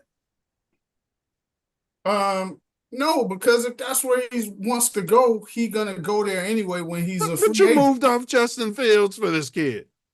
It doesn't matter who you move off of, bruh. If a person is set to want to go, 70% of your fan base was saying we want they Justin. can franchise tag him. You can play that game for 2 more years. So, well. But come on, bro. That's what you showed me. If he ultimately ends up on Brady's team, would you feel differently about it then? No, because that meant that was what he wanted to do anyway. He was gonna do it. So here's my whole thing. If it's a problem with the league, you would have already heard it by now. No, right? It's Tom Brady, bro. It's Tom Brady. Tom terrific. If Kevin Warren was FaceTiming hot court, Jaden Daniels, you see, they just got in trouble with Tom Brady. So if it's a problem with the league, you would have heard it by now. And this is the first time I ever an owner can't speak to players of another team that may have played for them before. That's ridiculous. That's like, what's the Patriots owner? who, man, I know that dude done spoke to ex-players that playing for other teams or coaching other teams. He's done spoke to them dudes all the time. That is not a big thing, bro. It is. Now, what crosses the line is when you're trying to like bait and throw things out there, which could lead you to say, "Hey, he's trying to get this dude to come there or wants." Don't you understand though that is grooming? No, I don't see it as grooming. So you think every time the owner of the Patriots, who's at the strip clubs and the massage parlors with Handy J, is talking to him, everything is recorded? There's no way that happens. Oh, I got another question. What if that was Pookie Johnson's card, some 4th round draft pick? You think Tommy Tamper Terrific is gonna FaceTime him and say all that to him? I bet you he's done it to plenty of people. If he knows them, he done probably done that. This is just the first time you've seen it. No, he's never done it to Velas. So he's mentoring. He's he mentoring your quarterback. His window and put his car inside his front windshield. It's grooming. It's grooming. If you can't come on here and say free Kales, you can't come on here and support Tom Brady. FGB. Hey, you free Kales. Free Kales. Hey, I don't see that as grooming, brother. That man them probably called plenty of other players, FaceTime them, had them sign cards since he's been in on them. No. It's a transition. It's a transition from him being a player, like I said, since he's been broadcaster to owner. That's within the last year. And he's probably done plenty. You think Caleb Williams is the only person that he called, FaceTimed him, and said, "Hey man, I pulled your card"? Did you hear those other Bears fans on the Cap show? They had problems with it. The other guy on Cap show, the brother. You know what I'm saying? He had a problem with it. And the pink guy had a problem with it, bro. Man, we can get some money. We can mess around, get a conditional draft pick. Yeah, the Bears got to file that grievance, bro. You can't be talking FaceTiming our quarterback. File the damn grievance. Furthermore, I'm going to tell Caleb, man, then you're going to have hang all up on of him. these. You'll have it, man, where they'll never, man, that Jerry Jones. You don't think Jerry Jones speak to a lot of his ex-players that play for the team? So you'd have been okay with the owner of the Lakers FaceTiming Michael Jeffrey Jordan when he was a rookie coming into his second year. You've been cool with that. If he knows, I got your rookie card, Mike. What is he FaceTiming him about? I got your rookie card, Mike. You I gonna don't have a got good no season. problem with that. I don't got no problem. Your rookie card would look better in purple and gold. Yeah. Wink. Hey, wink. Yeah. In this scenario, it would have been the logo. It would have been the logo doing it. You'd have been okay with it, grooming him to come to the Lakers. I got no problem with that. Okay, let's put it in a way Simeon can understand. Why don't you? Sonny Cox is FaceTiming Benji Wilson. He was stealing our players anyway. That's a horrible example. See, he was already stealing. He had a curl in his hair because he made the all curl team. Now you can easily see his guilt. Hey, Hambrick said it. He's stealing his players anyway. What's your comment about Chicago State getting as we wrap up, getting a football program, fella? What they gonna do? Play all road games? Yeah, they're gonna play at Gately. That's what I said. No, they're not playing at Gately. They're gonna be on the road. The whole they ain't gonna last. They get a football team. They get a stadium. They play Soldier Field. Come on, it's owned by the. They ain't gonna let no rinky-dink Chicago State play games at Soldier Field on Saturday. Soldier Field is owned by the state. The Bears don't even own Soldier Field. That's why they're trying to get out of there. Yeah. They got a lease with them. And trust me, they're not going to have no college team playing every Saturday, tearing up their field. Man, they talking about having NASCAR roll a race in the middle of Soldier Field. What are you talking about? NASCAR roll through downtown. They don't even be through Soldier Field. Chicago State can play 4 games at Soldier Field. And the University of Illinois, something. Yeah. Maybe at Easter. They get like one game. Close. They get like one game where it's like Northwestern. Well, they do that to Wrigley Field. So, hey, look, Chicago State, get you a football stadium first. They can play. How you gonna get players? How you gonna pay them? You got no alumni. Who's your good alumni? You got the NIL, man. You got all that street money, bro. From where? That comes from your NIL money comes from the money that the university has from alumni, things of that nature that they can push out. All right, but we can do a GoFundMe, man, and sit and support it, bro. You get all the Pookies. I mean, there's a bunch of college just keep on players in Chicago. Just keep on waiting. that they can grow that program. What eventually. conference they gonna be in? I don't know, but you The telling MAC? me you No, telling me they're in the conference now. I forget. They in the one with Cleveland State and all. they in the that, one right? with they in the one with the colored schools. They're Howard. in the, no, they're in D1 conference. No, they're not. Yeah, Well, listen, you They- gonna tell me if Deion Sanders came in there, he couldn't turn that program around. Same way he did at Jackson State. Yeah, they're not gonna play. They're not gonna pay Deion Sanders. But. Well, I'm saying we could find our own version of him, a Chicago great that came out of Chicago, dominated the NFL, that goes and takes over the program. I mean, listen, that'll take a long time, bro. It's gonna take some time, bro. Yeah. You got nothing but time. Yeah, pretty soon, bro. Because some of those best. Yeah, you don't have to lead a city. What I'm offering you, we have to upgrade the academics. You know what I'm saying? I'd get some of those top educators who came out of the city. You know what I mean? To be there. Some of those brothers, man, to be the professors, man, and you could really start, turning that program around on a whole little mentality, bro. And you can hire the Nation of Islam to be security, Diesel. You can hire the Nation of Islam. What good is that going to do? They unarmed. Their eyes, bro. USC has security like that all around their campus. The city, where they located. This city, you can't have unarmed security. Okay, your security needs to be armed and ready to fire when a commotion or something jumps off. Chicago State's in the Northeastern Conference. Northeastern. Yeah. There you go. Division I. Well, name a college that's in their conference. Hold on, let me look it up. But they're D1, absolutely. No, I know they D1 for basketball, but I'm trying to think who's in their conference. Hold on. Because your football team ain't going to be D1. What's your disdain? What are you talking about? Yeah, what's your disdain for Chicago State? It's right there on the south side. It's I'm giving you facts, bro. They don't just let your school this school just started. You're not about to be in one of them conferences they got like B-level schools. And Northwestern was C-level for years. But they had the academics. Their academics was through the They were roof. good for the house. And they occasionally do win the Big Ten every blue moon. So yeah, they were good for the house. You know what I mean? Good grades, everything. Yeah, it's good for the house. And they make it to bowl games. Let's see what we got. We got Central Connecticut, Farley Central Dickinson, Connecticut. LIU, Dickerson. Merrimack, Sacred Hearts. St. Francis.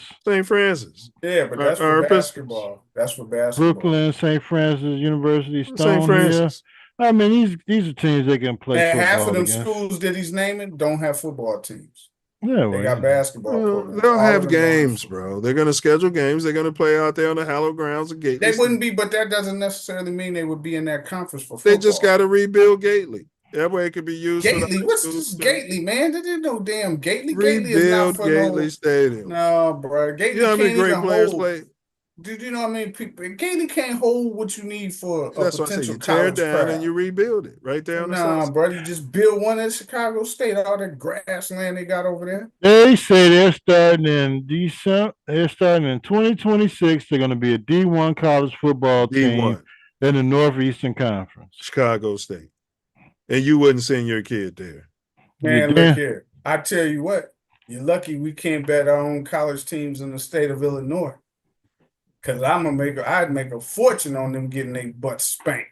Of course they will. Nobody's saying they're not. They're the first year program, bro. Right, yeah. Bust them wide open. We're talking long term with all that talent that leaves the state. Yeah. You start paying those kids, you start getting them Teslas, cyber trucks, you start building the NIL, and you come here to Chicago State. Jackson, Mustangs.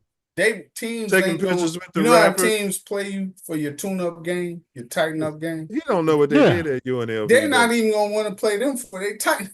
You don't know who Jerry Tarkanian is, do you? You don't know how the Tark built that program. You don't know what Coach K did at the Hallowed Grounds of Duke to build that program up, do you?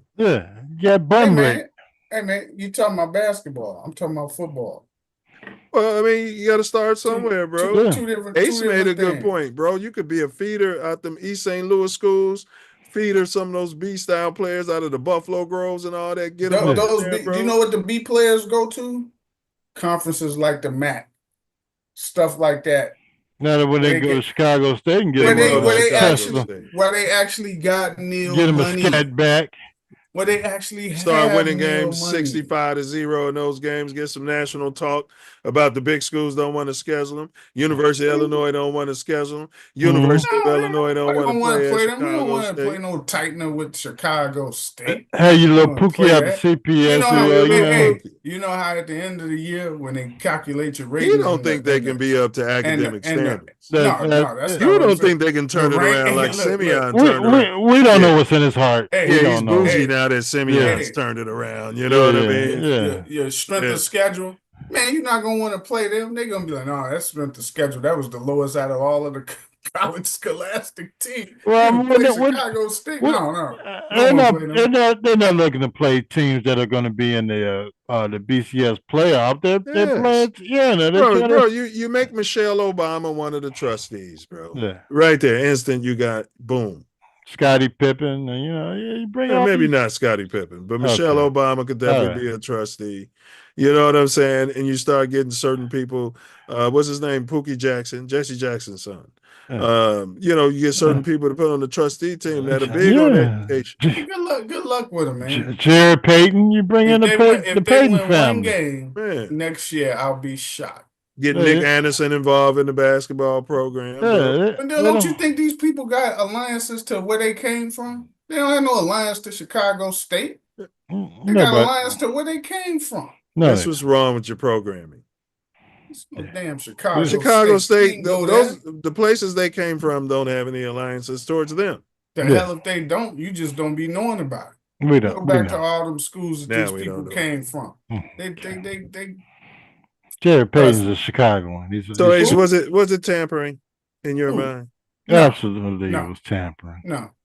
It might have been meant as a friendly phone call, FaceTime, tickle your bum, ripping off. Now, if the league says that you can't have any conversation with the owner, with the current player on another team, on his rookie deal. Doesn't matter what deal. If you whether he's a free agent, rookie, whatever. You can talk to my. If the league rule says you can't have any conversations and you're an owner, player for another team, then it would be 10. So you're saying we could just hire, say, we can give a 0.0005% piece to, say, Urlacher, and then let Urlacher start FaceTiming everybody around the league on their rookie deals. And we're okay. What is he talking about when he FaceTime? Here we go with this. He's grooming them. Or Kim Kardashian. They're being groomed, bro. These kids don't know what's going on. You saw him smiling. Looked like he was naked. Wouldn't even show his whole body, like he was sitting on the toilet or something. Yeah, hey, Tom Brady. Yeah, my next contract. Oh, yeah, it's going to be worth something. Still talking. Yeah, he's going to be able to do it. And look, if worst comes to worst, you count what? His rookie deal, you can get 5 years max. Courtney Cronin said he got two more years before you guys start redoing his money. 2 franchise tags. Your boy got 2. He on the clock. Or Cardi B. We can have Cardi B as the owner of the band. I've never seen people so with their asses up on their shoulders when a guy just finished his rookie season. He's generational. He's number one pick overall, best draft pick at quarterback in 20 years. It's the same type of. We got to win with Ricky contract. You know what I hear? This isn't Jessica Bills. This isn't we're going to take a flyer on a guy. Same type of venom that I hear Isaiah Thomas have for Jordan.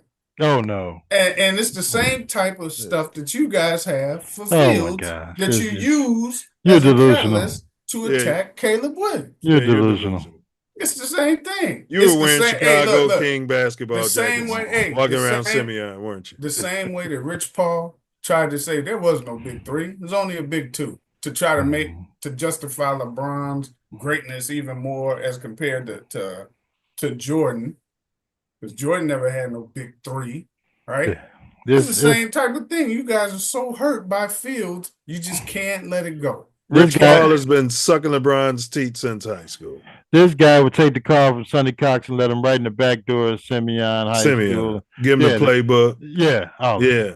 hanging out with Doc, with Liberty up there at Simeon, showing him around. Yeah, this Doc, don't whip his ass. That's my boy. Simeon 59, Eisenhower 55. Yeah. I remember scores like that when I was at Simeon. You damn right. That's a good game. They would, Ace, they would come out. Y'all would not. Simeon would never schedule an at Thornton. Simeon would have never scheduled an at Kendall Gill and Ward, the South Suburbs. No, they wouldn't. You can cut that talk, bro. I'm not saying y'all wouldn't have won. Play nobody. Y'all wouldn't have done it, any location. That's not true. Scared to play people, bro. That's not true. No, you wouldn't have gave them black coaches those opportunities. But he'd have went out there to those white schools because he had something to prove. I can pull up the games from those years in the 80s. And we wasn't scared to go play nobody. Bro, the only time Sicker East got to play that's like Simeon was in certain tournaments, bro. And we was always competitive. We was always competitive. Yeah, I ain't saying you wasn't competitive. Yeah. I just told you what the final score was. Yeah, they wouldn't come to different venues. Man, it would have been great. Yeah, they wouldn't have came to Leo either. He went running the blue. Man, if I had the best team in the country, I'd have been showing up at Leo. I'd have been showing up. Leo ass off. Yeah, you wouldn't. Yeah, at the Rosemont Rising with your own damn referees, you wouldn't come down 79th Street and play. Nope. What school did he go to? And if you got the best team, bro, you supposed to go. I'd have been putting my team in those environments, bro. You Chicago Leo, baby. Leo, we used to bust y'all ass. Don't even you had your own referees out there at the Rosemont Rising. That's all what they say, our own referees. We used to bust Leo ass. Yeah, Leo had some good squads, but they got their ass you didn't bust their ass at Leo. Yes, we did. No, you didn't even invite Leo to Chicago Simeon to play. Yeah. No, they did. No, it was neutral you wouldn't schedule them. It was neutral ground. We didn't hardly play games at Simeon. Matter of fact, the only games I would really see at Simeon is the conference games. A few of them. Well, you had to play your conference games. You couldn't avoid those. It would only be a few conference games that were at Simeon. But it was like playoff stuff. Little Sister It would be other schools come and play their playoff games there against each other. Did I watch? That's I seen. Y'all were too busy playing against the big white schools. Yeah, that's what you were doing. The Little Sisters of the Poor. Trying to prove to everybody you could play the right way. Eisenhower. Right way instead of like I said, you never went to. He ran from the city and went to Blue Island. You never went to a rich center. Proviso. West or East. Thought he was safe in the Catholic. A Proviso West. Never would have went to a Proviso West. Never would have played at Evanston. Ace was low key trying to claim Simeon. He's like, well, we real close to Simeon. No, I never claimed Scott. I don't remember that. Couple of streets, a couple of blocks down. This is why he calls you delusional. We play with him all the time. We practice with him and everything. I've never heard one Leo guy claim. Ace says it all the time. Man, we used to play with him, practice with him all the time. Right down the street, man. We never did anything with Chicago Simeon. We were Chicago Leo. We're still surviving. That's right. Tuition-based school. We still bust y'all ass with all that tuition and everything. Nobody's saying what would have happened or not happened. I'm saying, man, if I had to, all I'm saying is if I was coaching the best school in America, the best talent in the country, I'd have been playing. I'd have had my kids playing in the pressure cookers, bro. Man. If you was a top tier team in Chicago area, we was going on the road to your spot. Bust your ass. Simeon did not duck people. Coach Bob Hambrick did not. Come on, bro. Get over it, man. We love Bob Hambrick, but don't say he wasn't ducking that. No, he would have never went to Carver when Tim Hardaway and they had never. We did not. Carver was in our conference. Okay, well, I guess you had no chance. I guess you had no choice. Julian, had no choice. All of them. We used to play them. Julian. Who was it? Julian used to have some teams now. Yeah. Used to have they had Juwan Howard, didn't they? No, CBS had Juwan Howard. Oh, yeah, CBS had Juwan. Yeah, you're right. You heard him in the interview. And Deion Thomas put up like 28 on me first game I played against him. So, Deion likes to talk about stuff on the phone with other teams. Oh, does he? You call that tampering, huh? Yeah. Well, yes. He was a rat. He was snitching. Yes. Wait a minute. Like, what is Tom Brady telling him about our coaching staff? What is he telling him? Yeah, that offensive coordination. Yeah, I agree with you, man. Yeah, I agree with you, man. They shouldn't have had that offensive coordinator in there your first year. Yeah, I agree with you, man. Bear down. We should have get it. Yeah. Let's get that guy fired. And Caleb, just remember, man, if you ever have any problems there, I'm your guy. Yeah. You know, we can just interview. It'll be off the record. If I'm Ryan Poles, I'm calling everybody on the Raiders organization and getting them on FaceTime. Yeah, Ryan Poles doesn't have the stones to do that. No, fire Ryan Poles. I don't think it's that big of a deal. No. I really don't. I really don't. Because if he does that, then like I said, he's probably called way more players than Caleb Williams. Well, it was a big deal when Magic Johnson did it. That's the NBA, and he was tampering. He what? Oh my gosh. That was tampering. That's why they fined him. Because he said right on that interview what he said, and in the next sentence, he goes and tampers. Well, he said wink, wink, wink. Nobody knows what he, you can't classify him. Nobody knows what he meant by that. He winked every time he played the court. Yeah. He winked at Isaiah Thomas before they kissed on the national team. Just because he didn't say allegedly it was tampering. Right. You wanted him to give Isaiah a ring when they $500,000, bro. He got fined for that in yesterday's money. That's what you wanted. That's what you wanted him to kiss Isaiah and give him a ring. I give less than a shit about Isaiah or Magic Johnson. Take it until your final words, man. It's 420 Hitler's Day, and a lot of people. 420. My final words. And like both Pagan of these dudes Day. been smoking on that field all week, all past year. They can't get over it. The vape is still coming through that field. Draft is coming up next week. Let's see if there's any trades before the drafts, which could happen. There could be some trades before the draft day, and on draft day, that's gonna be a big. That first round is gonna be a major. Yeah, we'll see what happens this week. Major thing. What are our needs? Running back, the Hall, defensive end, and offensive tackle, right? Mm-hmm. Those are the main needs that we got right now. Yeah, we didn't need those ones. Well, we just drafted. Your favorite GM just drafted an offensive tackle last season. Well, I'm saying the other tackle though. So I'm saying our needs. I'm not saying that that's like a super high priority. Mm-hmm. Third round pick. So defensive end could be an outside linebacker as well. So this guy's gonna stick with the 4-3, right? Yeah. Okay, so yeah, it could be. You're damn right he is. This is Chicago Bears. Y'all already want to play in a dome stadium. My bad. Go ahead, bro. But it could, like I say, defensive end or linebacker. Which if he's a blitzer, then linebacker or DN. And running back. Running back's the biggest thing, though. Real talk. Running back for this coach, the way he likes to coach, we need us.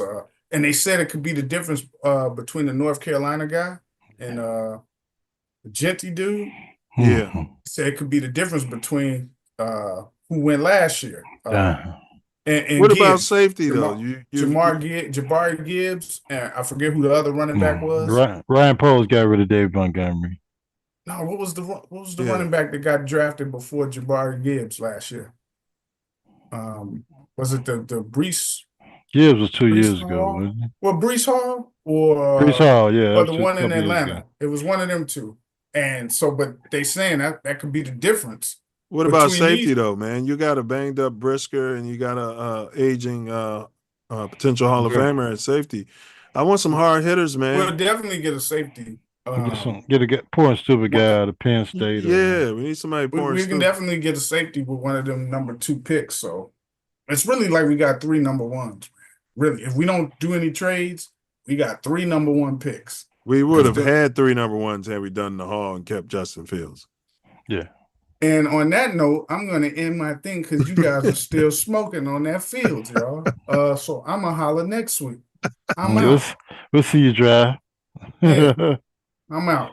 All right, bro. Peace out. Peace and blessings, man. This guy. doesn't want to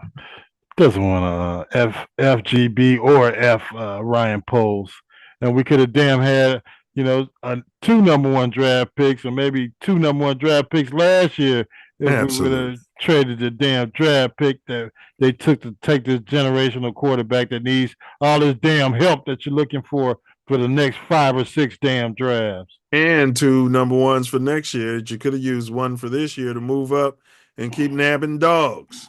Yeah, but it's our fault because we wanted to keep Justin. No, we wanted to improve the damn roster by getting as many studs as we could on this damn team, and we could have by trading that number 1 pick that you used on your generational quarterback that needs all this damn help that we got to keep drafting every damn season to find. So, and he's not spending his time in the playbook and working on according to him. Yeah, I need to work on my footwork, and I should have been working on this more because they gave him the keys. They didn't want to bring somebody in there like, bro, you got to earn this position, bro. Nobody care about all that generational stuff at USC.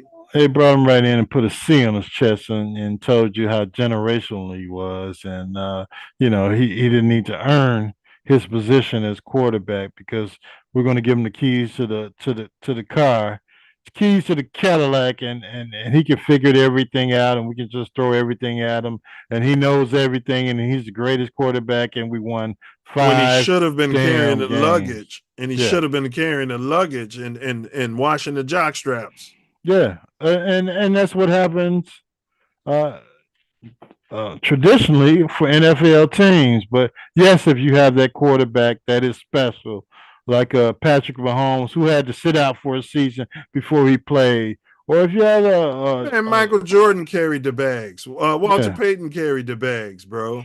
But they definitely didn't bring him in and put a damn C on their chest and tell them to take him to the promised land like they did with this kid. So, he's my quarterback. I look on him to get better and be the Bears quarterback for the next few years of the future with the players that they're going to bring in, the free agents, unfortunately, that we had to spend all this damn money on because we decided against going through the draft and helping Justin build this team as a starting quarterback as opposed to starting over and saving our general manager's ass.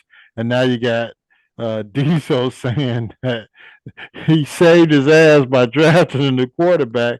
Now all of a sudden he's a genius because we got a new coaching staff in, and they're saying we need a different type of player here in Chicago. We need a different type of offensive line. Yeah, we need some guys who can block up front, jackass. Yeah, so we'll grant you that Ryan Poles is the general manager, and he gets to say that he's making all these damn decisions, but. When he sat there like a C, when his boss was out there, running the press conference. Yeah, with a dunce cap on. When he let this damn coach that he should have fired the year before come back and run the team into the ground, and he hired the offensive coordinator that had absolutely no idea what to do with a damn rookie generational quarterback. After getting rid of fan favorites, Justin Fields, and that linebacker Roquan you were talking about. Go ahead. Yeah. And you want to come back and tell me the next year that everything's okay. He knows what the hell he's doing now. We can't give the credit to the guys that just showed up, and now all these changes are made because these guys just showed up and know what the hell they want on this team, as opposed to this clown who was a first-year general manager and had no damn idea what he's doing. Got rid of David Montgomery, who would have helped settle a quarterback who was struggling. Yeah. Got rid of him, who was a leader and a captain, and then doubled down on Cole Kmet. Yeah, gave him this huge contract, and then you brought in a quarterback. They didn't even want him to throw to him. So, I mean, I know how the NFL used to be ran. The general manager would come down and say, this is our tight end. This is our running back. They're wide open on XYZ plays. They tell this to the damn head coach, and the head coach would reiterate this shit to the quarterback and let him know that these guys are wide open, and this is how we're going to develop this season. Instead of saying, don't forget he came on the podcast and said, "Yeah, I knew we were going to struggle at camp. This all started at camp." He said this in week 17. Yeah, it's all started at camp. I should have nipped it in the bud at camp. But I sat there like a little bitch. and let this guy come into the new season. And I don't know who the hell. Now, nobody's taking credit for picking whoever. Shane Waldron as our damn offensive coordinator. Nobody said that was my decision, my final decision, that this guy we had to fire in the middle of the season before we fired the coach in the middle of the damn season, that it was my damn fault. But but you've got to realize, bro. Yeah. Waldron, this is the elephant in the room that everyone is ignoring. Uh-huh. Waldron had the copper color quarterback looking halfway decent, the veteran. Gino. Yeah. So at some point, a lot of this is on the quarterback, bro. Yes, he was a rookie. Yes, he deserves to get better. But this is what the Hall guys are saying. Yes, he's going to be a rookie. You know, and they're like, yeah, but Justin can't win to close out at the end of the games. He can get us to the playoffs, and it won't necessarily have to come to that if we're beating the brakes off teams. Mm-hmm. Yeah. If we're building talent, if we're bringing guys to headbang on offensive defense for the next 2 to 3 drafts based on getting rid of this number 1 pick, then yeah, it doesn't. We're going to win with Justin based on the new coach we had to bring in, because we know. And we knew that Flus wasn't going to take us to the promised land. Whatever he did for the defense for the first couple of years was fine. But now we had the opportunity to get the coach you wanted. We had the opportunity to get rid of the coaches that we didn't want. We had the opportunity to keep Justin and build the team through the draft, like you came in here and said you were going to do. And then you went out, and when we got a bunch of new coaches in, and you're building the team through free agency and hoping we can fill the rest of the roster in through the draft. So, Ryan Poles, you are a capper. Everything you say is cap. And anybody who believes in you as our general manager to take us to where we need to be as an organization is cap as well. So, FGB, fire Ryan Poles, and let's move on to our next general manager after this season, who's going to guide us to where we need to be as a football franchise. I believe they're going to take the over for this season, but we still need some more insight, some more guidance, and some more experience at the general manager position to take the Bears where they need to be as a franchise. And that's so you see this assembly of guys winning 10 games next season. 10 games? Yeah. Because it's 9.5 now. Vegas, working their magic. When did I put the over? When we were at 9? I still want to see what's going to happen in the draft. I believe with a quality draft based on the coaching and the coaching that we have, I see the Bears winning 10 games. Yes. Especially if we can get a running back and improve this damn defense like the way that I believe they can in the draft. And there's a couple free agents that'll still be available, which will make the safety position not as important. We got a dog at defensive tackle. We got to pick up another edge rusher through free agency or through the draft. But, yeah, I believe that they can come out and win 10 football games based on the addition and the coaching staff, bro. By subtraction. Yeah, and they coaching staff, bro. They impressed me in all of them, bro. In those interviews they did, bro. Yes, they all of them are about business. They not playing, bro. Yeah. Yeah. So addition by subtraction. And we subtracted a trained chimp as a coach that we had that wasn't set up to run a franchise on the offensive and defensive side We lost our offensive coordinator. Unfortunately, we lost our interim head coach and interim offensive coordinator with so we didn't have enough coaching. We went in toward the end of the season, and it showed in certain games. But No, it showed, and the proof of the pudding is Justin would have got the Steelers to the playoffs last year. Yeah. Because they have a coach and they had dogs around them. You know what I mean? They had Yeah. guys you could somewhat block and pretend that they're, professionals. And we're that's the sitting, proof. and we're sitting up here hoping we can get out of the 10 game losing streak. So yeah. It was 10 games. You sound like Caleb, because Caleb was talking about it in the Esquire. And yeah, I mean, and when we lost those 9 games, it's like 10. I don't know how many it was. You know what I mean? Yeah, bro, because I bet you know what color your nails was painted in the 8th loss. Orange and blue. Yeah, I went with orange and blue that day because my mom's cousin, it's her favorite colors. Bear down. Yeah. You know what I mean? Are you kidding me? I mean, hey, we're not saying you shouldn't have other things going on in your life, but when you're losing 10 straight and I mean, everyone's putting the cart before the horse. Yeah. What were we saying the whole time, man? Go out there and win a game, bro. Yeah, that's all you have to do. Go out there and win a game. But, I think what he's trying to say in the Esquire article that he was attempting to win a game despite the coaching.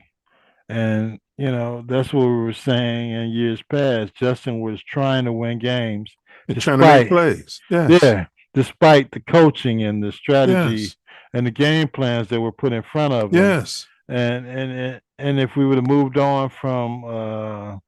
the coaches Flus when we had the opportunity to and went on ahead and went for the haul as opposed to Poles falling in love with a rookie or a college quarterback and giving the playbook months before the damn draft, then Poles was backdooring Fields. Oh, absolutely. Through the media, Yeah. through the moves he was making, through the lack of personnel he was trying to acquire while Justin was the quarterback. And it's quite evident. And that's another one of the main reasons that he needs to be gone as But general remember, manager. the media was saying that's the safe thing to do, and that'll get him more time to keep his job. Man, I don't care about him keeping his job. Win some football games, you'll keep your job, stupid. Yeah, you win Get to the some damn playoffs games. back-to-back seasons, you're going to keep your job, dummy. Yeah, you get a damn haul, and teams are seeing that. I mean, your fans and everybody seeing that you're building a team for the future. That's going to keep your job. But, just to do the safe thing and keep this idiot that you had as head coach running your franchise and allowing him to go out and hire another idiot as offensive coordinator. Man. And then, come on, man.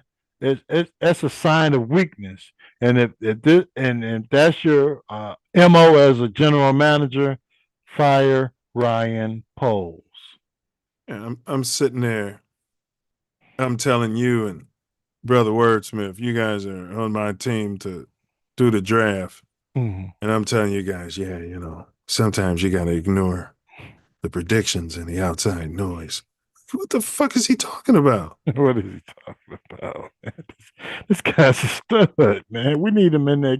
Right. We need him to go in there, kill a quarterback or score touchdowns or do this, that, and the other. Yeah. What are you talking about? Yeah.